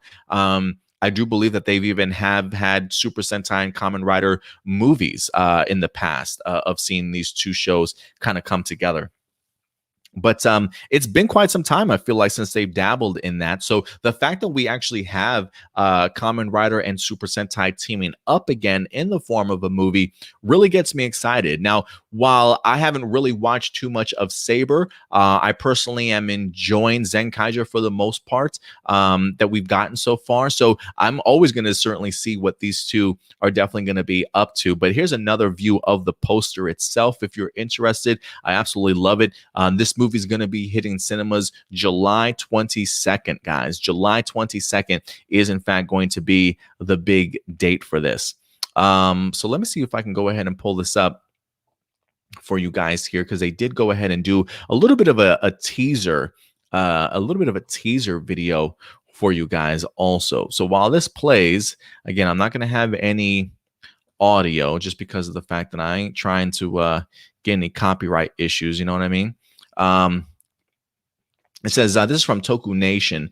It says, the world of Super Sentai and Kamen Rider will meet once again. A new crossover film has been announced titled Kamen Rider Saber Kikai Sentai Zenkaiger Superhero Senkai to celebrate both franchises' major anniversaries.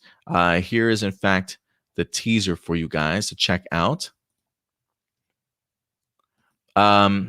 It also says this work commemorates the 50th anniversary of the birth of the Kamen Rider series and the 45th work of the Super Sentai series. In the heroes of Kamen Rider Saber and Zenkaiger being broadcast on TV, Asahi will fight together beyond the boundaries of the series. Shinichiro Shirakura, who worked on Kamen Rider Zayo and Zenkaiger, will be the producer. A special newsletter has also been released on YouTube. The video shows Kamen Riders #1 and Aka Ranger of Go Ranger with 37 Kamen Riders and 46 Super Sentai, a total of 83 heroes. A wish for a hero entrusted by the creator Shotaro Ishinomori. And it says, this is the story of the beginning of a hero, are also included. In addition, Shirakura's comments arrived, and this is what Shirakura wind up actually saying. I'll go ahead and replay this for you guys also. He says, we can't tell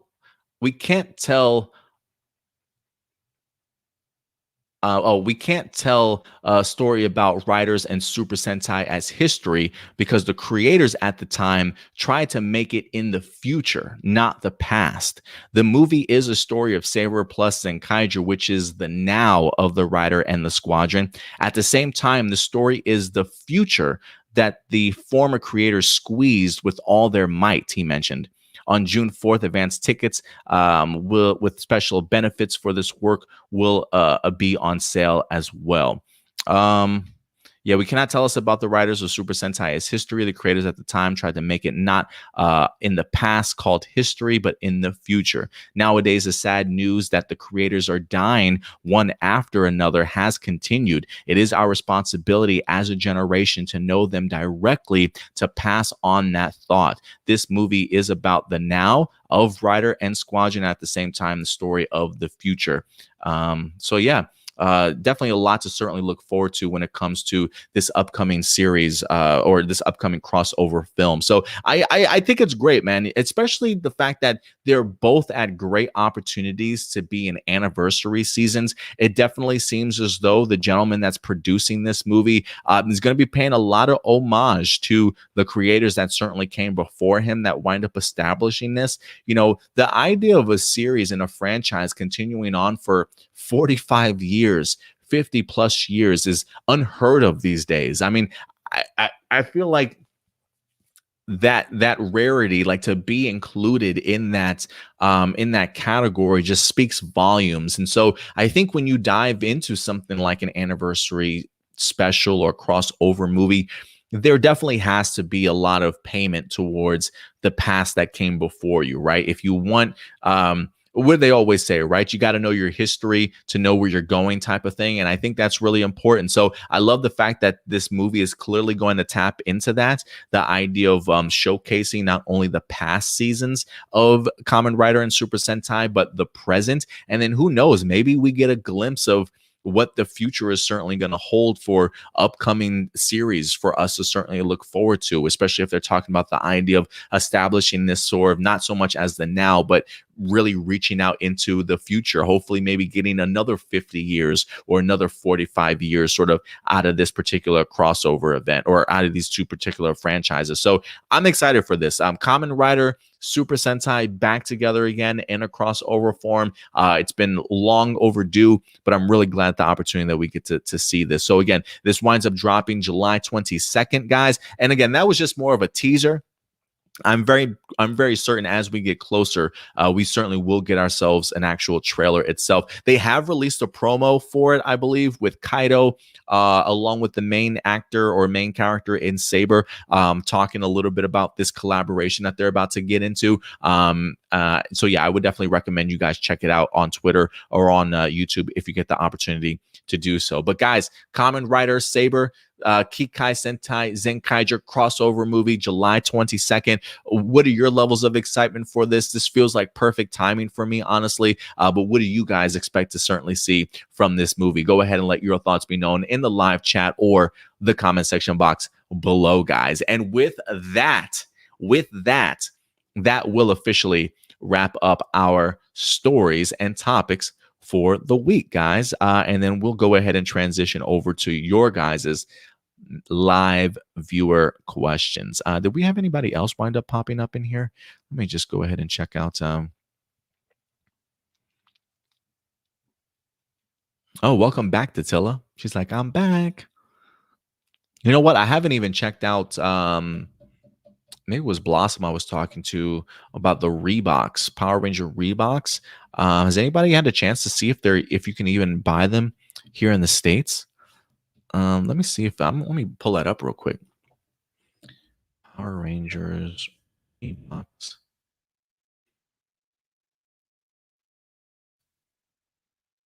Oh, God. Okay. Yo, tell me why I pull up this website, stockx.com. It's got, that's not true. This feels like this is somebody that's just trying to sell them. I don't know if this is actually like a part of it, but they have like $200. I think that's wrong. Let me see if it's an actual site that sells these things though. Because there's no way I'm paying 200 something bucks for that. No way. But yeah, it looks like they actually might go for that much. Goat.com sneakers, guys. Goat.com sneakers buy new for $200. The Triceratops Zords. Fudge. Here, let me pull this up for you guys. If you guys are interested in Reeboks, this is from what site is this? Oh, that's the wrong one. That was StockX, but here, goat.com. See, buy $200. F that. The other products, if you want, yeah, $200 also for that. What about $230 for the red shoes? These don't look like the design that we were shown. $180. Yeah, those are definitely not the same design that we were shown, guys, in those photos. I would not pay $180 for that. No way. Interesting, man. That's a lot of money. I had no idea that they would cost that much. But yeah, I mean, again, those are just those websites, goat.com, StockX wind up having that up for like $230. So yeah.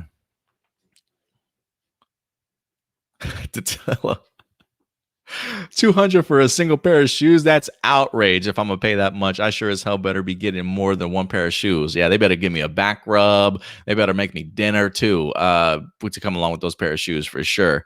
Real Soldier Dino says, would you buy Dino Fury underwear? No one's gonna see it unless you always walk around with your pants off.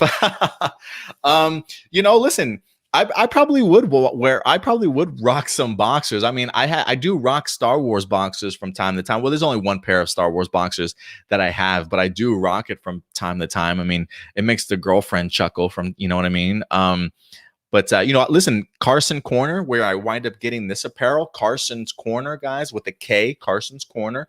He's got some great Power Ranger apparel, whether it be t-shirts, socks, underwear, as you put it, Real Soul. So yeah, it's a ton of stuff that you guys can go ahead and choose from over there at Carson's Corner.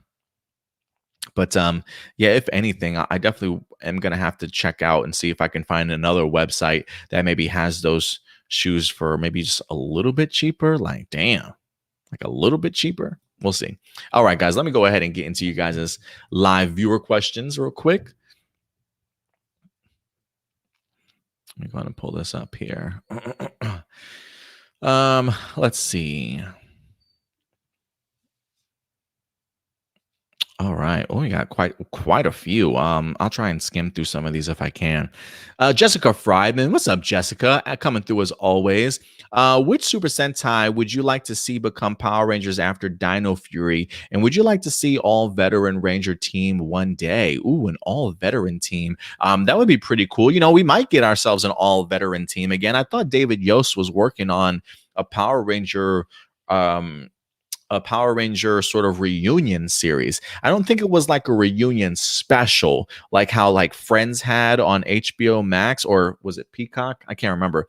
But I feel like he was kind of referring to the idea of having like a reunion series, like picking up on what our MMPR team certainly is up to these days. So for me, if anything, maybe that would be one veteran team I would certainly like to see actually pop back up. In regards to what Super Sentai season I would like to see become Power Rangers after Dino Fury, whether, if they're using Super Sentai footage, if they continue to do so, then I'm not under the impression that they will, based off of everything that we've seen. But if they do continue to use it, probably Q Ranger. I would vouch for Q Ranger.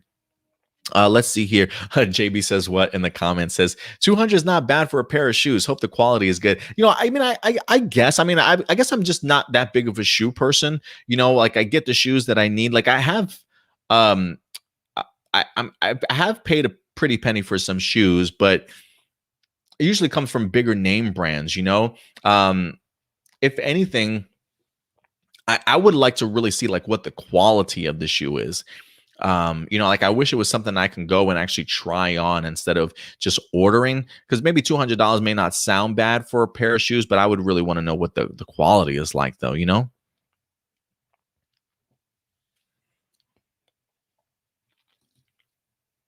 Power Rangers Legacy, how do you feel about Legends of the White Dragon getting near filming? Kind of funny, but I think the script channel changed or altered. JDF seems to not match the stock footage with his hair short and long. I'm eager to see it. Listen, anything JDF wants to do that has a hint of Power Rangers attached to it, I'll probably go ahead and check it out just to see what he's up to. He wind up bringing in an actress, I believe, that's going to be in the upcoming Suicide Squad movie. Also, I believe there's also some past Power Rangers in there as well. I don't think reprising their roles, but just going to be in the movie. So I'm eager. I'm ready for a trailer or to see what it now looks like after any changes that have had to be made. Next set of questions comes to us from Johnny Marrero. He's got 3 questions. Adam, hey, Adam, 3 questions. Are you thrilled that we're finally done with the summer hiatus since we're getting 3 extra new episodes for Netflix? Yeah, I'm thrilled. I mean, don't get me wrong. I'm still under the impression that there will be a hiatus.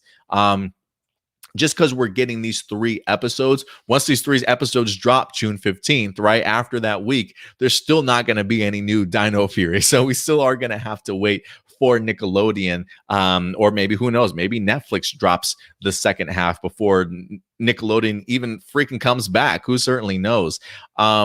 Which I think would be hilarious and awesome all at the same time.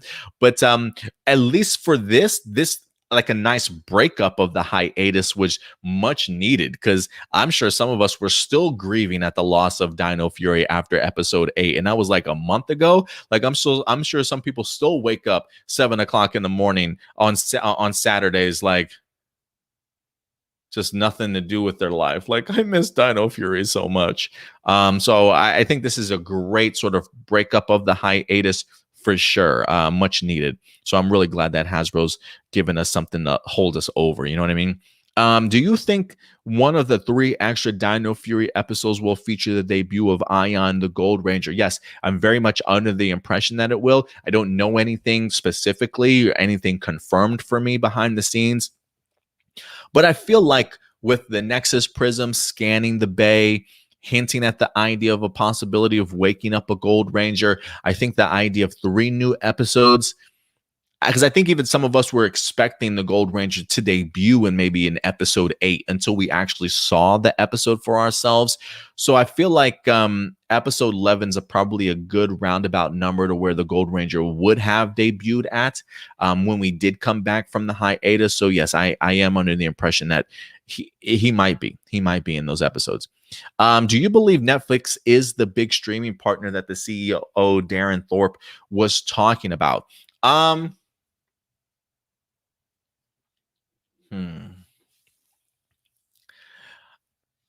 I don't think it was for this announcement, but as far as the big streaming service, I am leaning towards Netflix. Yes, I am leaning towards that being the new home for some of the Power Ranger content on Netflix. Jonathan Entwistle also has a great relationship with Netflix. He's had 2 seasons, two different series on Netflix. Granted, I think both of them ended after the very first season itself. But Jonathan is very much familiar with Netflix, how they certainly do business also. So yeah, I am leaning towards that big announcement that Darren Thorpe mentioned. I do think that will in fact be Netflix, but we'll see. We'll see. They definitely could spread it around even more than that. Power Rangers Legacy. What do you think made Power Rangers in Space such a great series and the end of the Zordon era? Do you feel Dino Fury so far has felt like a legacy season, which is actually honors and acknowledges the past without being overly complicated? Well, first one, what do you think? What do I think made Power Rangers in Space such a great series? One, I think taking it off of Earth certainly helped. New environments, new set pieces, just kind of catapulted Power Rangers in just a different era of storytelling alone.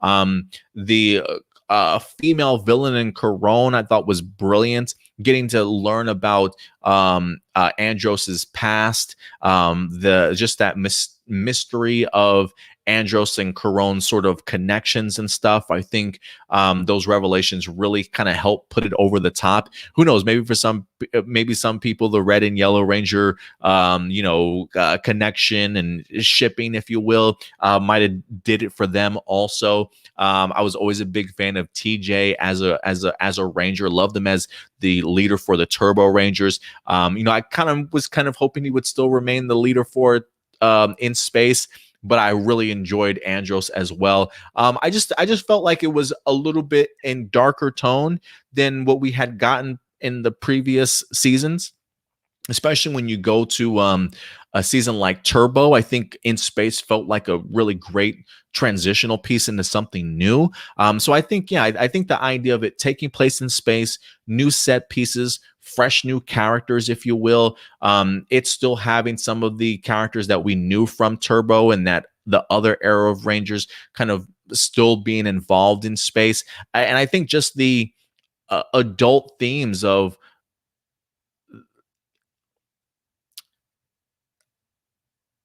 siblings being separated, somebody being torn away from their family, being reunited after so long, knowing that your sister's been turned evil, right? Like that's a pretty deep storytelling for them to tackle. And then the sacrifice of Zordon and stuff. I just think it's just unlike anything that we had really seen, that just really captured the imagination of so many people. To this day, still makes it one of my favorites, if not some people's favorites for sure. So I definitely do think that.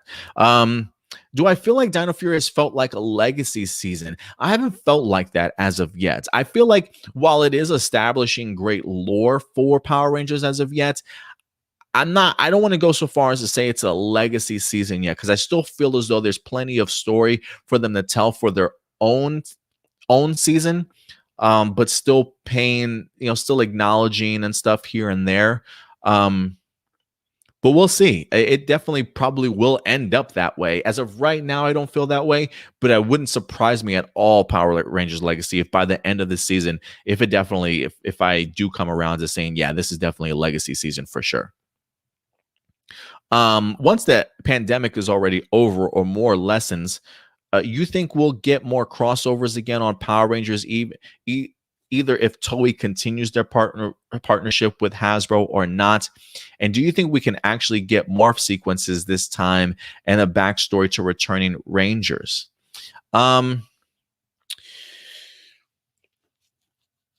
Crossovers going forward. Man, that's a tough one. That's a tough one, guys.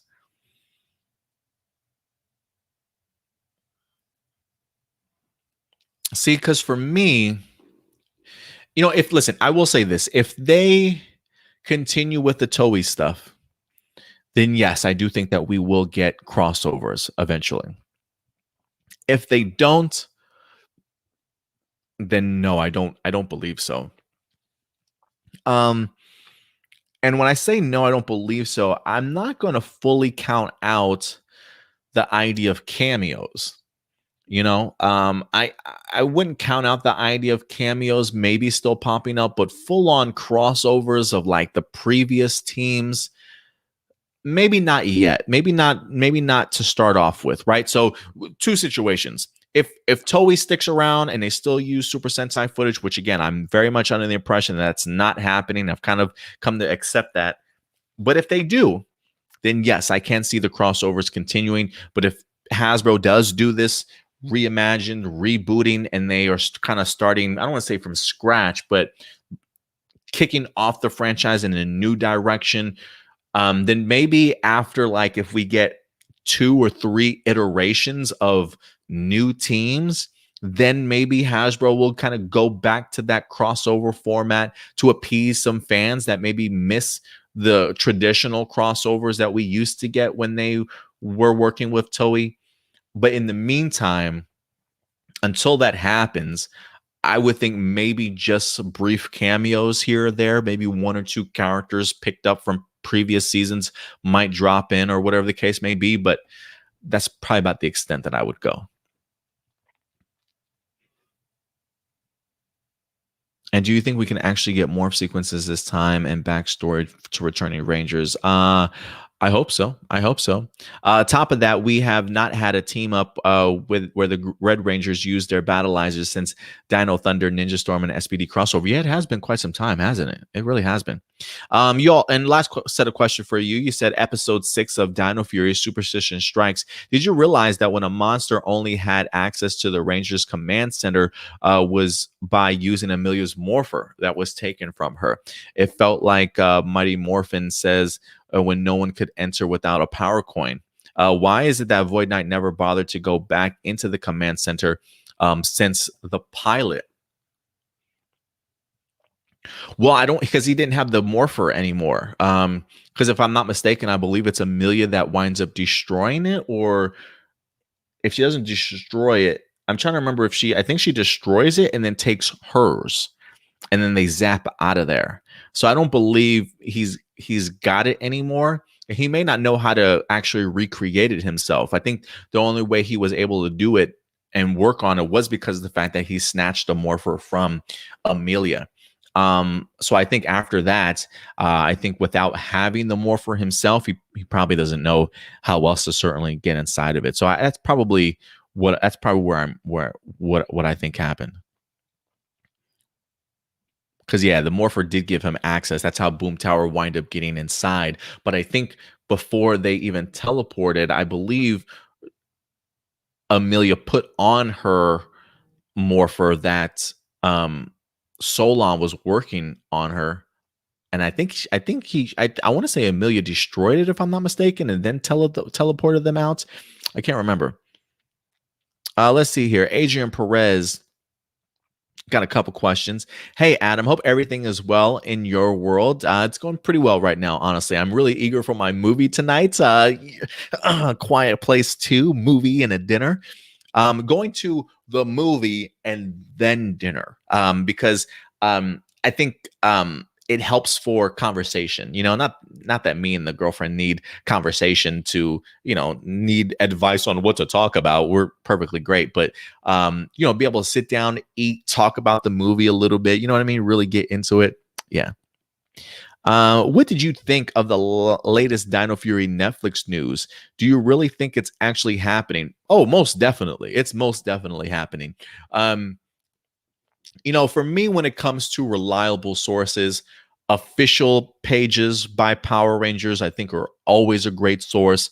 If it's coming from especially a verified Power Ranger account like that, again, it was also on their Facebook page that clarified episodes 1 through 11. Their official Twitter page also verified 1 through 11. The entire Dino Fury cast was out there on Instagram promoting that same image and the same messaging and things like that. So I definitely did feel like it was legit from the very get-go.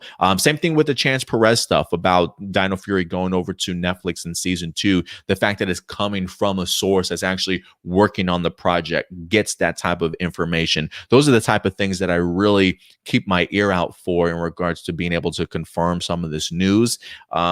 So yeah, I definitely do very much feel like this is happening. Ranger Command Power Hour even reached out to their Hasbro source, and their Hasbro source confirmed that information as well. So it's definitely happening, which makes me a very happy camper because one, I get to see Dino Fury brand new episodes, but two, this really changes Power Rangers for me. The landscape of Power Rangers as we know it. Power Rangers slowly transitioning over to streaming services where it certainly belongs in the eyes of millions of viewers, that a lot more viewers than certainly Netflix, and internationally as well. Again, remember, not only is it dropping June 15th here in the States, but also the UK, Canada, and Australia and New Zealand, if I'm not mistaken, also. So definitely getting that international reach, which certainly is important. And so for me, I think this is just the start of a beautiful relationship between Hasbro and Netflix. And this just, to me, solidifies that they have no problem in continuing to add more Power Ranger content to not only Netflix, but other streaming providers as well. So yeah, I think this is a great news and a great first step into Power Rangers getting back into the streaming service. With Power Morphicon coming this summer virtually, do you think only a few group of actors will be available, and how do you think it will be handled?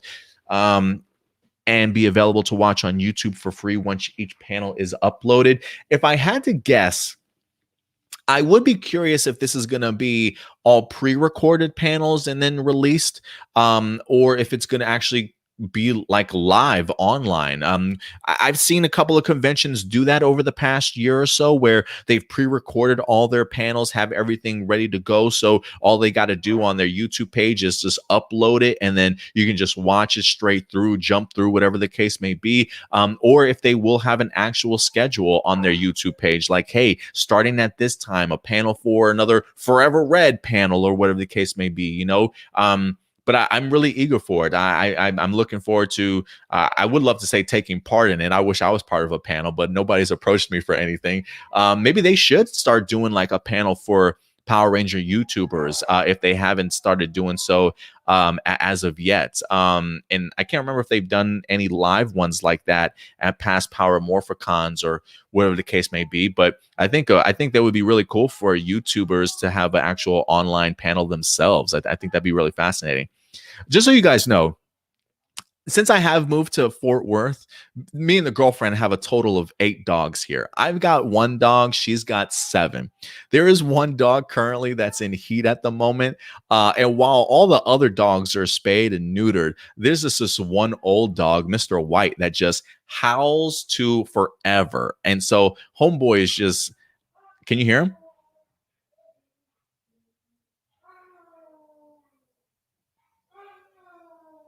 Yeah, so I don't know if you guys can hear him or not, but yeah, he just keeps on howling because I think he's just kind of all worked up. So I apologize if you hear some of those noises and those moans in the back.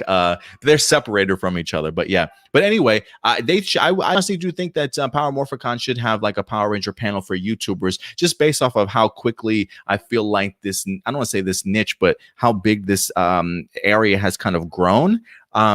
Because I do feel like there's a ton of people nowadays. Like when I first started doing Power Ranger reviews, like eight years ago or so, like half these people were like nowhere to be found. But all of a sudden, there's a lot of people popping up here, and the Power Rangers community continues to grow. So I am kind of curious how it's going to go. If anything, I think it would be great if it was live. I haven't had the opportunity to check out the guest list yet to see who's actually going to be there right now. Power Morphicon. Let me see if I can pull up the website and see if they actually have a list of some of the guests that are going to be there. Yeah, they do have a huge list. My goodness, online guests. Yeah. Yeah, William Schufelt from Ninja Steel, Angie Diaz from Mystic Force. Angie, I used to have the biggest crush on Angie. My God. Ryan Parrott's going to be there. Philip from Wild Force is going to be there. Nakia, Nakia Burris from Zeo and MMPR. Christina from Beast Morphers will be there. Catherine Sutherland. Cooley Campbell's going to be there. Roger from In Space. Melody Perkins is going to be there. Jessica Ray. I mean, yeah, the list is absolutely massive in here. So yeah, there's going to be some great panels, maybe some team up panels. I'm hoping. I'm trying to look and see like how many. So Jessica Ray from Wild Force is there. The other Wild Force actor that's listed is Philip. So maybe they might have like just a two-part like 2-person panel for a Wild Force talking. I have no idea. Right now, I'm only seeing one Mystic Force. Yeah, we'll see how much this actually grows before June 19th, but I'm liking what I'm seeing so far. Aaron Cahill, can't get enough of her, honestly. Chris from SPD. So yeah, they got a great assortment of people that are going to be there. Let's see here. Datilla agrees. Datilla says, that would be amazing. A Power Rangers panel for YouTubers. I would be completely down. Kamen Rider 64 says, do you think Power Morphicon is going to be live again, or will it be online again? This year it will be online. Next year they are aiming for actual attendance, looking for guests to actually be there. With Dino Fury being our 4th Dino season of Power Rangers, are you worried there's a chance it may go down in quality as the series moves forward, like Dino Charge Supercharged did? And are you confident Simon Bennett knows exactly what he's doing? Am I worried there's a chance it may go down in quality? Listen, there's always a chance. All right. There's absolutely always a chance that it can go down in quality. Am I worried about it, though? No, I'm not. I feel like based off of what I've seen from Beast Morphers, what I've seen from the first half of Dino Fury so far, Simon Bennett and the writers and the crews definitely have a pretty good hold on this season so far. I haven't really watched an episode this season that I absolutely hated or just was just like, what was that? I've never come across that way. Some episodes have been great. Some have been good and solid episodes. Some people might just be like, meh, but I've never seen one that's just like, no, I don't want this. So I feel very confident. Could I be proven wrong? Absolutely. But I feel confident that it'll keep its quality as it goes forward. And am I confident that Simon Bennett knows exactly what he's doing? Yeah, I think, I think when it comes to film, television, just directing and stuff, I definitely do think Simon Bennett absolutely knows what he's doing. Um, I don't necessarily know if Simon Bennett um, knows the huge Power Ranger lore. Like I think if you gave Simon Bennett trivia questions and stuff, I don't know how he would do in that sense. But I think Simon Bennett knows enough to put together a great crew and cast to give us great top quality stuff. I think he definitely knows how to do his research, especially along with the writers and stuff, to really understand connections to past seasons and really make it work, right? They certainly did it very well when it came to Beast Morphers. So I think they'll continue to do it well for Dino Fury. And I think they've already established that a little bit as well. So yeah, I have the utmost confidence in Simon Bennett and that he knows exactly what he's doing here. Adam Pereira's got a couple questions. What do you like about Power Ranger comics, and do you consider them canon to the actual TV series? I used to consider them canon. I don't necessarily know if I consider them canon as much as I used to, but from time to time I do. Nobody's told me otherwise, right? Hasbro hasn't come out and officially said no.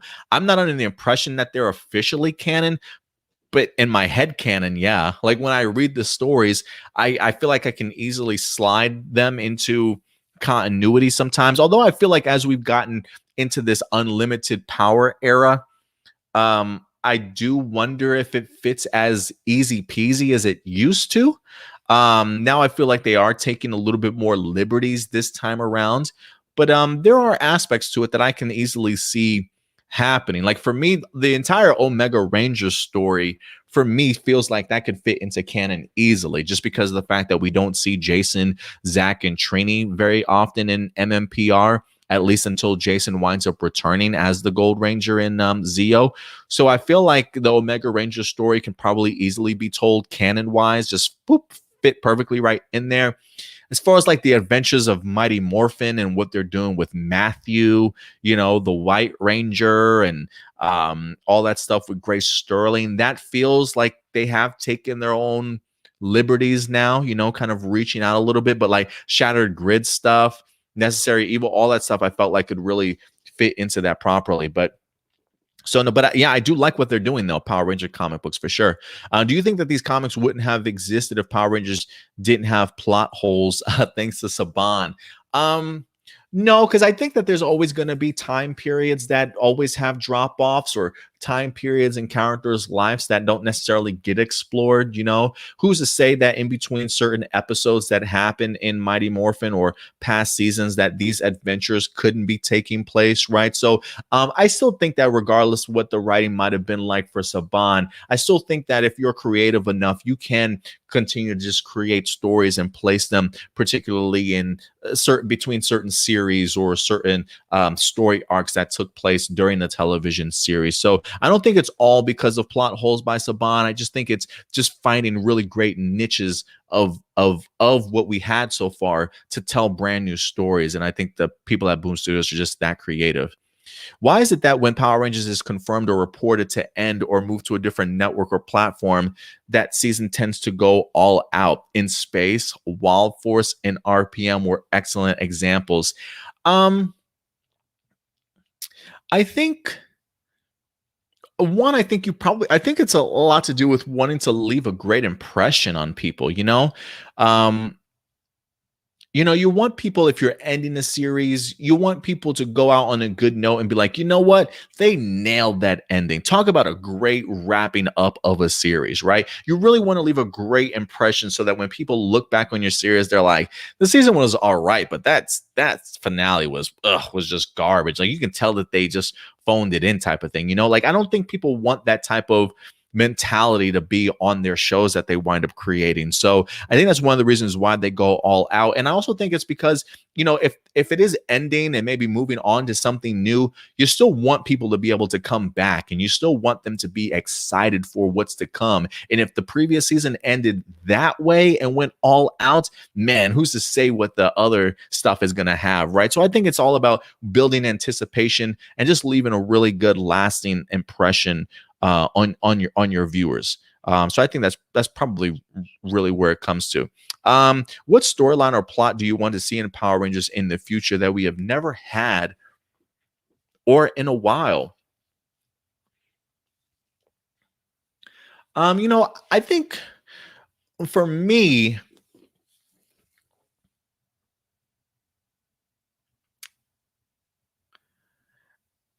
I'm ready for Power Rangers to start dabbling in more realistic life circumstances. And what I mean by that is like, maybe as a ranger that doesn't have the best at home relationship with his parents, right? Maybe a Power Ranger gets abused or something at home, or his parents are really just, terrible parents or whatever the case may be. And everything's not always hunky dory in the world that we live in. Like I really would love to see some Power Ranger comic book, some of these Power Ranger characters come from the really rough side of town. Doesn't come from sunny California with pine trees and sunshine every day. Like I really would like to see them tap into more realistic versions of people from time to time. They've done a really great job, I feel like, when it comes to Power Rangers, of introducing us to their families, their parents and things like that lately. But they've always been in really good positions. That my dad's the mayor, I play video games type of thing. My mom's a news reporter type of thing, my grandpa washes windows, right? Like they all have great relationships. I would like more real world circumstances.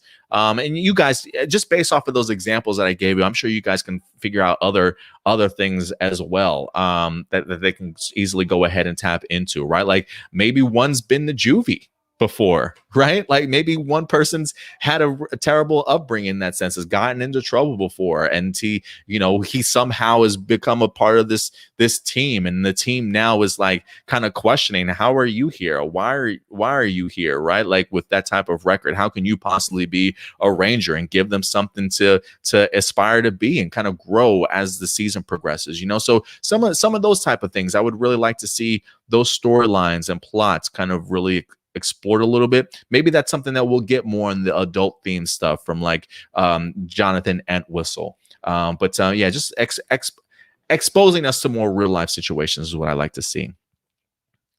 Let's see here.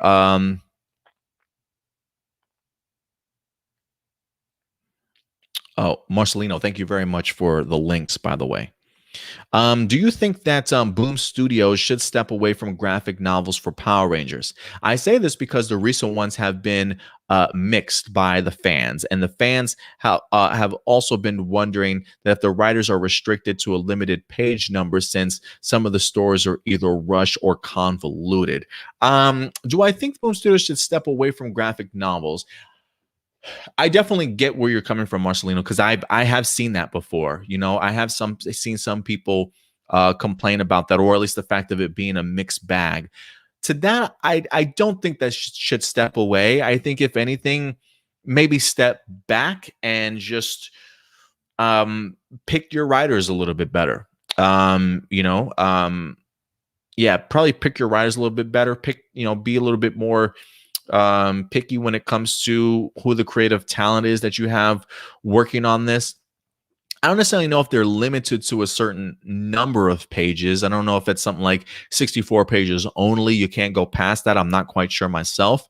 But if it's broken, fix it. They say if it's not broken, don't fix it. Well, if it is broken, fix it, and maybe put a little bit better of a foot forward. But I don't think they should certainly step away. I think if anything, they should probably just look at the stories that they're kind of telling and seeing if there's other things that they can certainly do. Because I have seen them do great one-shot stuff, great mini-series stuff. But yeah, it does feel as though maybe when it comes to the graphic novels, maybe it can be a mixed bag. But I'm not ready to get rid of them yet. But maybe just they should just look at it just a little bit closer, though.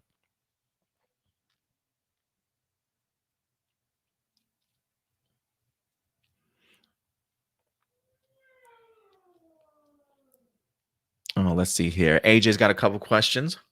With the surprise news on Wednesday about Dino Fury coming to Netflix on June 15th, not only with the first 8 episodes, but 3 additional episodes. Do you think that there will be the only new episodes we will have for a while until Nickelodeon airs this fall? Do you think, or do you feel I'm being on Netflix? Oh, them being on Netflix first, then on Nickelodeon is similar to the Turbo movie by being in theaters first, then TV. Man, this is a tough one because I feel like we kind of talked about this, but I'm still very much on the edge. I really don't know what to expect from this. I am wondering, like I said before, this could be opening the floodgates for Netflix. Like, let's say Nickelodeon decides they're not going to come back with new episodes until September, right? Or October. Does that mean that like could Netflix potentially just drop the second half of Dino Fury like late August? Before it winds up airing on Nickelodeon, and then Nickelodeon just airing whatever it certainly has left of Dino Fury to go ahead and air to wind out its contract. I do think that's a possibility, but I'm not sure yet. So because of the fact that I'm still uncertain, I will lean to the idea that as of right now, we'll just get the 3 episodes and then Nickelodeon episodes when they come back.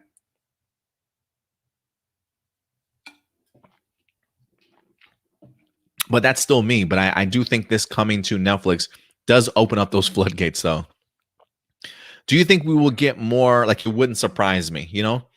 Do you think we will get more backstory to how Zato met Solon, found the command center, and how he went into stasis for millions of years, and how the Dino keys got lost?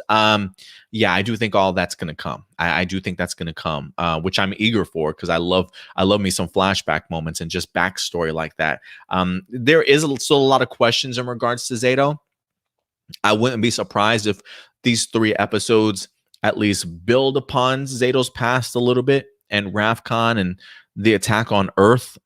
But I do think that story will eventually be told, AJ. I don't want to say it has to be, but I do think there are certainly some questions that us as fans have that I think that they're smart enough to realize then that should be addressed at some point in time. Third question, episode 7, the episode when Warden Garcia was a huge dick to Javi. Stego Search is the name of the episode, I believe, for not being the one to get hurt after saving Izzy from a monster. Do you think that we'll get more in-depth information on why Warden was like that, and perhaps more about their family, like if their mother left or passed away? Absolutely. Listen, I will say this. Talk about the biggest crime ever if that is not explored. I don't think that they put that in writing or on the screen if they don't have an episode or 2 that's significantly like spotlighting either Javi or Izzy, to where we're going to get this information. We've got to get this information at some point in time. One that I'm really eager for, right? Because listen, we've seen a completely different demeanor from Warden Buzzkill when it comes to his son and his daughter, right?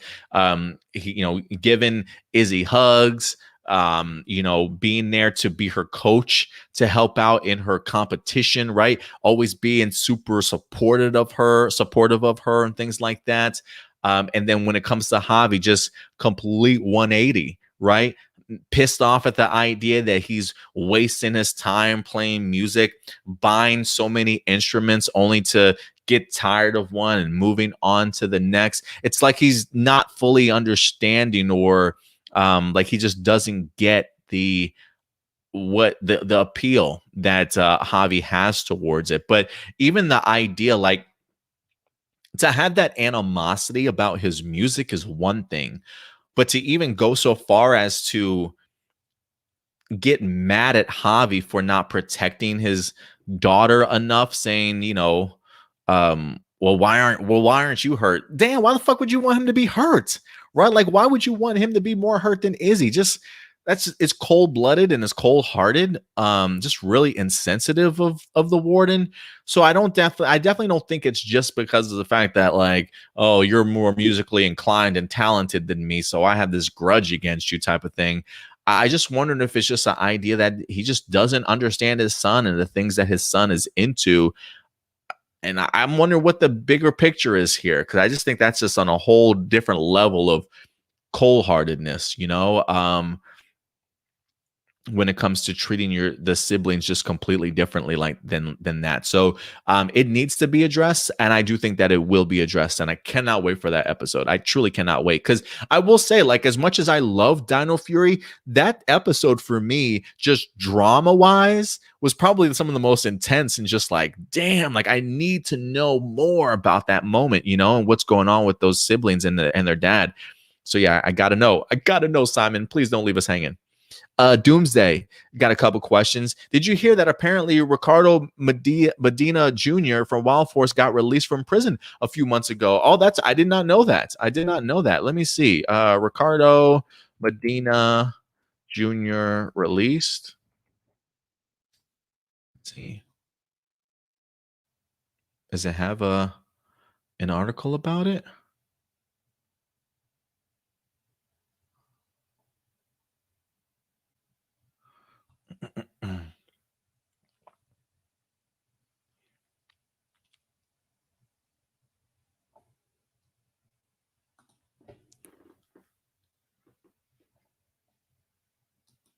I'm not finding anything in regards to it. I got March 13th, 2017, sentenced to 6 years. 17, 18, 19, 20, 21. It says that he's sentenced to 6 years. Did he get released on like good behavior or something like that?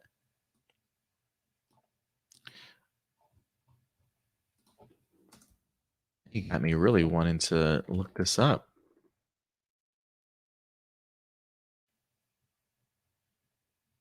Oh, there is a YouTuber, the fan club, January 23rd. It said he was released from prison, but I'm not showing anything current. Maybe I'll have to read his watch the video itself and see where he's getting that information from. I'm kind of curious. I haven't read that. Look at ABC 7. Oh, okay. ABC 7.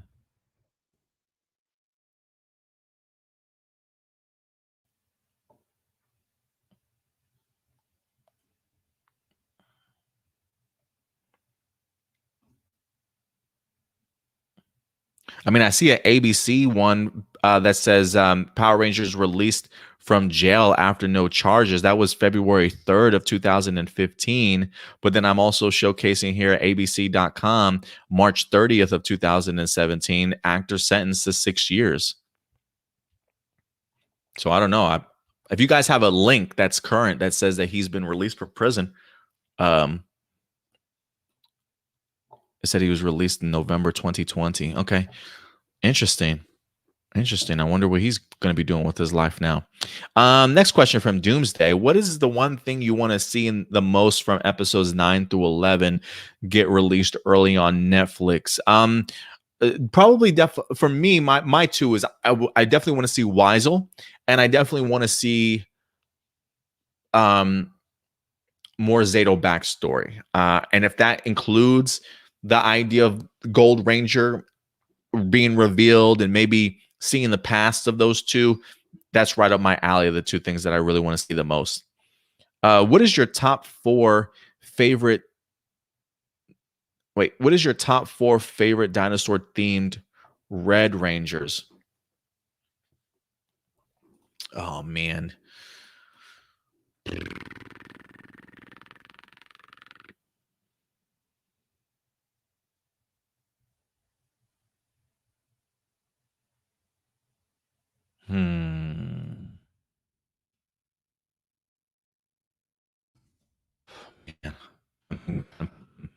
Man. In order.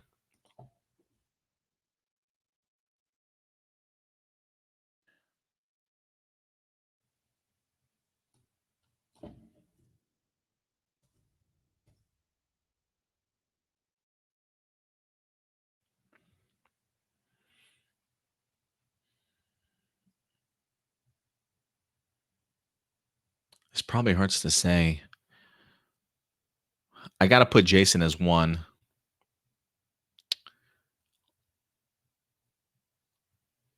Jason is 1.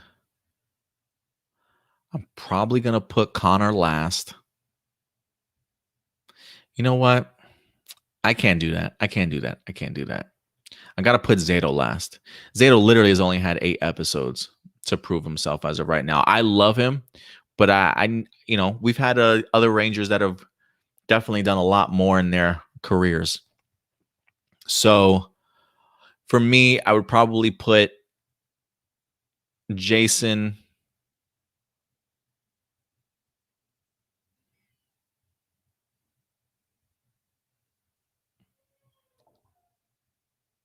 Jason.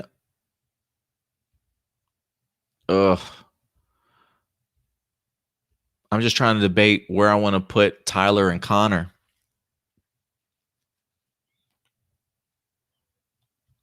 I'll give, you know what?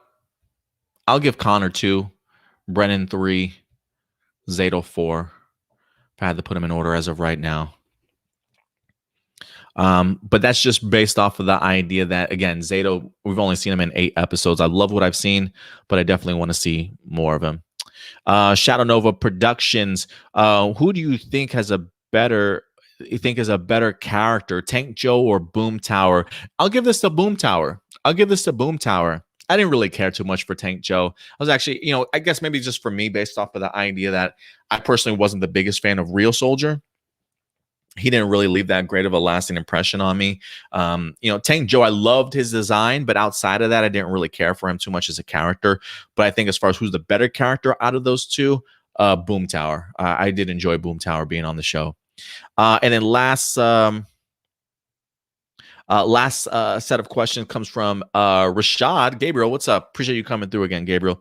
So what's up, Adam? Glad to be back with more news trickling out in regards to Netflix. It's great to have more questions to ask. So we are getting some more news in regards to Power Rangers, and these recent announcements has been very interesting and great in regards to Netflix. So the first question is, do you think the whole library of the past seasons of Power Rangers have the potential to go back on Netflix?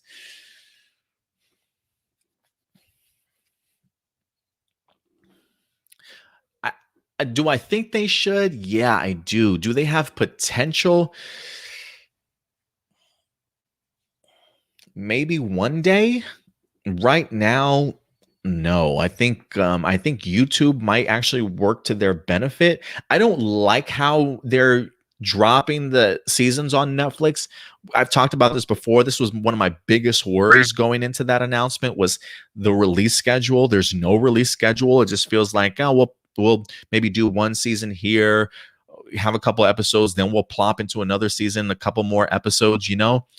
So it's felt all over the place, honestly. So I haven't liked it, but I think maybe monetarily wise, financially, it might work to Hasbro's benefit to be on YouTube so they can monetize those videos. Potentially, maybe in the future, but as of right now, I'm not expecting it to. You also say, I understand business wise why they put it on YouTube, but if I'm being honest, I don't like how these episodes are being put on YouTube. I just wish we had a whole catalog available to our fingertips on Netflix. I agree with you. I 100% agree with you there. So I'm still a little puzzled on why take it off Netflix if they, let's say, put the future Jonathan Entwistle or animated series on Netflix. And now we know Dino Fury is going on the Netflix. It just makes it just odd that they wouldn't want the whole past catalog on Power Rangers on Netflix the way that they literally have everything Power Rangers there right now. I definitely agree with you. I don't get it either. Outside of, like you said, maybe business wise, financially, it might work better for them on YouTube. Maybe the idea of these episodes, while yes, accessibility is always important, right? You want to make these episodes accessible to anybody that wants to get into Power Rangers, whether that be the current stuff or the past stuff. But outside of that, yeah, it just feels like it would make sense to be on Netflix with everything that's going over there.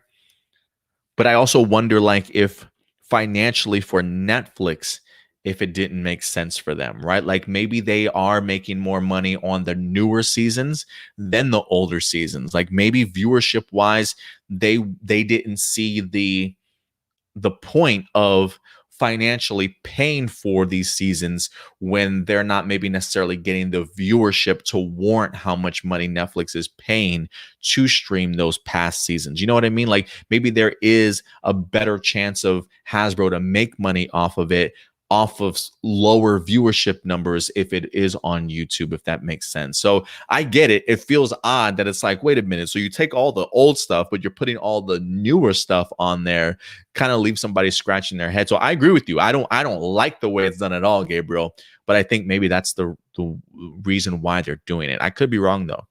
And my second question is in regards to the future Power Ranger movie. Do you think it could potentially be going to Netflix now that we know that Hasbro and Netflix has a great relationship together? I am very much leaning towards that. I've been saying that for the past couple of months now, in the sense that I am leaning towards the Power Ranger movie being part of the streaming service. I'm not expecting it to go to theatrical as much as I want it to be theatrically released. I just think movies like that are a safer bet to have on a streaming service. And if you're having somebody like Netflix that's maybe willing to pay you an exorbitant amount of money for new Power Ranger content, it wouldn't surprise me if that included a brand new Power Ranger movie as well, to where you can have it on your streaming service and then build out from there in regards to like, hey, this movie dropped, now spinning off right out of this movie, also on Netflix, our brand new series. You know what I mean? So I do think that there are some added benefits to it being streaming service released. Doesn't mean I necessarily want it on Netflix, but I've been saying around here for months, if you guys have been following me, that yeah, I do believe that it's going to a streaming service. And I felt that way ever since we got that announcement that they were moving from Paramount over to Entertainment One with the film. But again, Entertainment One has produced theatrical movies. I just don't know if the way that Power Rangers has performed in the past, box office wise, if you want to take that chance. So yeah, I think Netflix is a great spot for it, Gabriel. So thank you very much for your questions, man. I really appreciate the well thought out questions and stuff. All right, guys. I think other than that, I think that might be be it for us, guys. So thank you very much. So we're about 2 hours and 40 minutes in. I may take like 5 comments here in the chat and see what you guys are saying before we wrap up here. Dino Real Soul says, I hope Jonathan Entwistle's Power Rangers movie isn't Mighty Morphin all over again. We need something new, unless they go back in time and meet the young team via CGI motion capture. I'm under the impression, this is just me, I am under the impression that it will be a Mighty Morphin team. But I am under the impression that it will be a Mighty Morphin team built up of brand new characters. I don't think it's going to be a revisit to the Jason, Kimberly, Billy, Trini, Zach at all. I think if it does have time traveling elements, again, we don't know what the script is going to have based on them bringing in a brand new writer and Brian Edward Hill and the move to Entertainment One. I'll be interested to see if the script is somewhat similar and they're just making significant changes or what.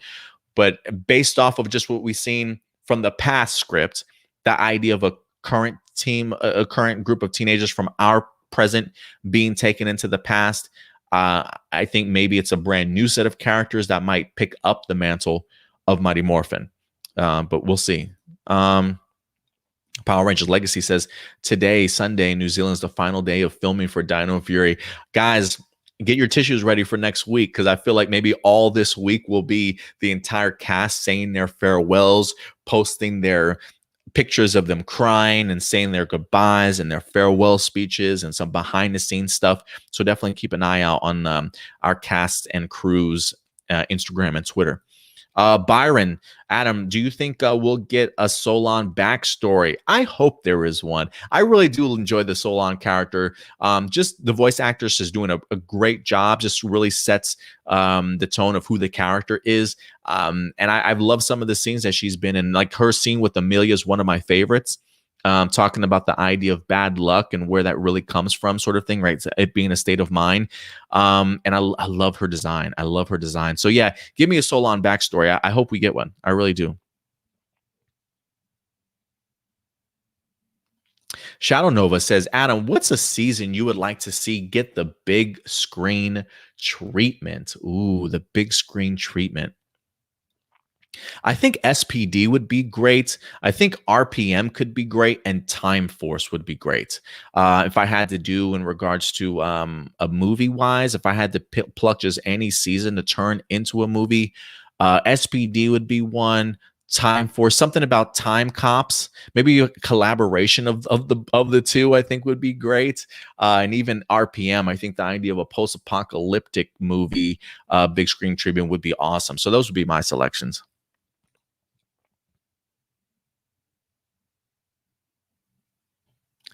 Trek says RPM is overused. It very much is, but would it be overused if they maybe consider themselves Mighty Morphin Power Rangers, but it's a new group of kids, new sets of Zords, perhaps, new costume designs, perhaps also, right? Maybe just having the name attached to it is what they need, but still giving it brand new flair, if you know what I mean. But we'll see. We'll see. All right, guys. Oh, Real Soul says, I hope we get to see more Izzy using her javelin. Yeah, I really would like to see that as well, just based off of the fact that just give me some new weapons, some unique weapons around. I do miss that, honestly.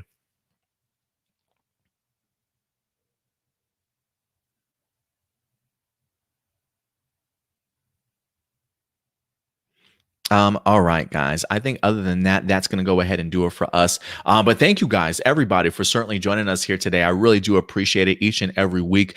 Just seeing your guys' continued support and joining us when we go live definitely does mean a lot, guys. So thank you very much for certainly joining us every Saturday at noon Central Time. We certainly do appreciate it. And listen, if you love our content, guys, do us a big favor. Hit that like button. Give us that big thumbs up. Feel free to share these videos as well. And definitely feel free to always come back and watch these videos and comment on them if you want to in our comment section box below. After these videos air, I usually chop them up, so there's a timeline available to you guys to be able to jump from article to article to topic if you guys want to go ahead and get caught up. If you don't want to rewatch the entire video again, you're certainly more than welcome to. I might start maybe taking highlights from some of these episodes and dropping them throughout the week, also leaning up to our next live episodes. We'll certainly see. There's a lot on my plate that I'm trying to go ahead and figure out for the channel right now, but the next step will probably be maybe trying to get a new theme, new intro, and maybe even a new banner design for our channel as well. But continue to support our channel in any way that you certainly can, guys. If you want to follow us on social media, you can do so right here. A+ Opinions, very active over on Twitter, as well as our main page, which is our Facebook page. You can also check us out over on Instagram as well as Twitch for you gamers also. If you want to help us out monetarily, if you can afford to provide $1 a month, $5 a month, $10 a month. We've got great exclusive content and early access content available to you guys. Check out the site, see what you think of it. And if you want to join and support the channel, you certainly can that way. Patreon.com/A+ Opinions, guys. But other than that, that's going to go ahead and do it for us here today. So thank you very much, guys, for joining us. We'll certainly see you next weekend. But until then, do me a big favor. Take care of yourselves. Take care of each other. And as always, keep it A+. I'll talk to you guys later. Bye.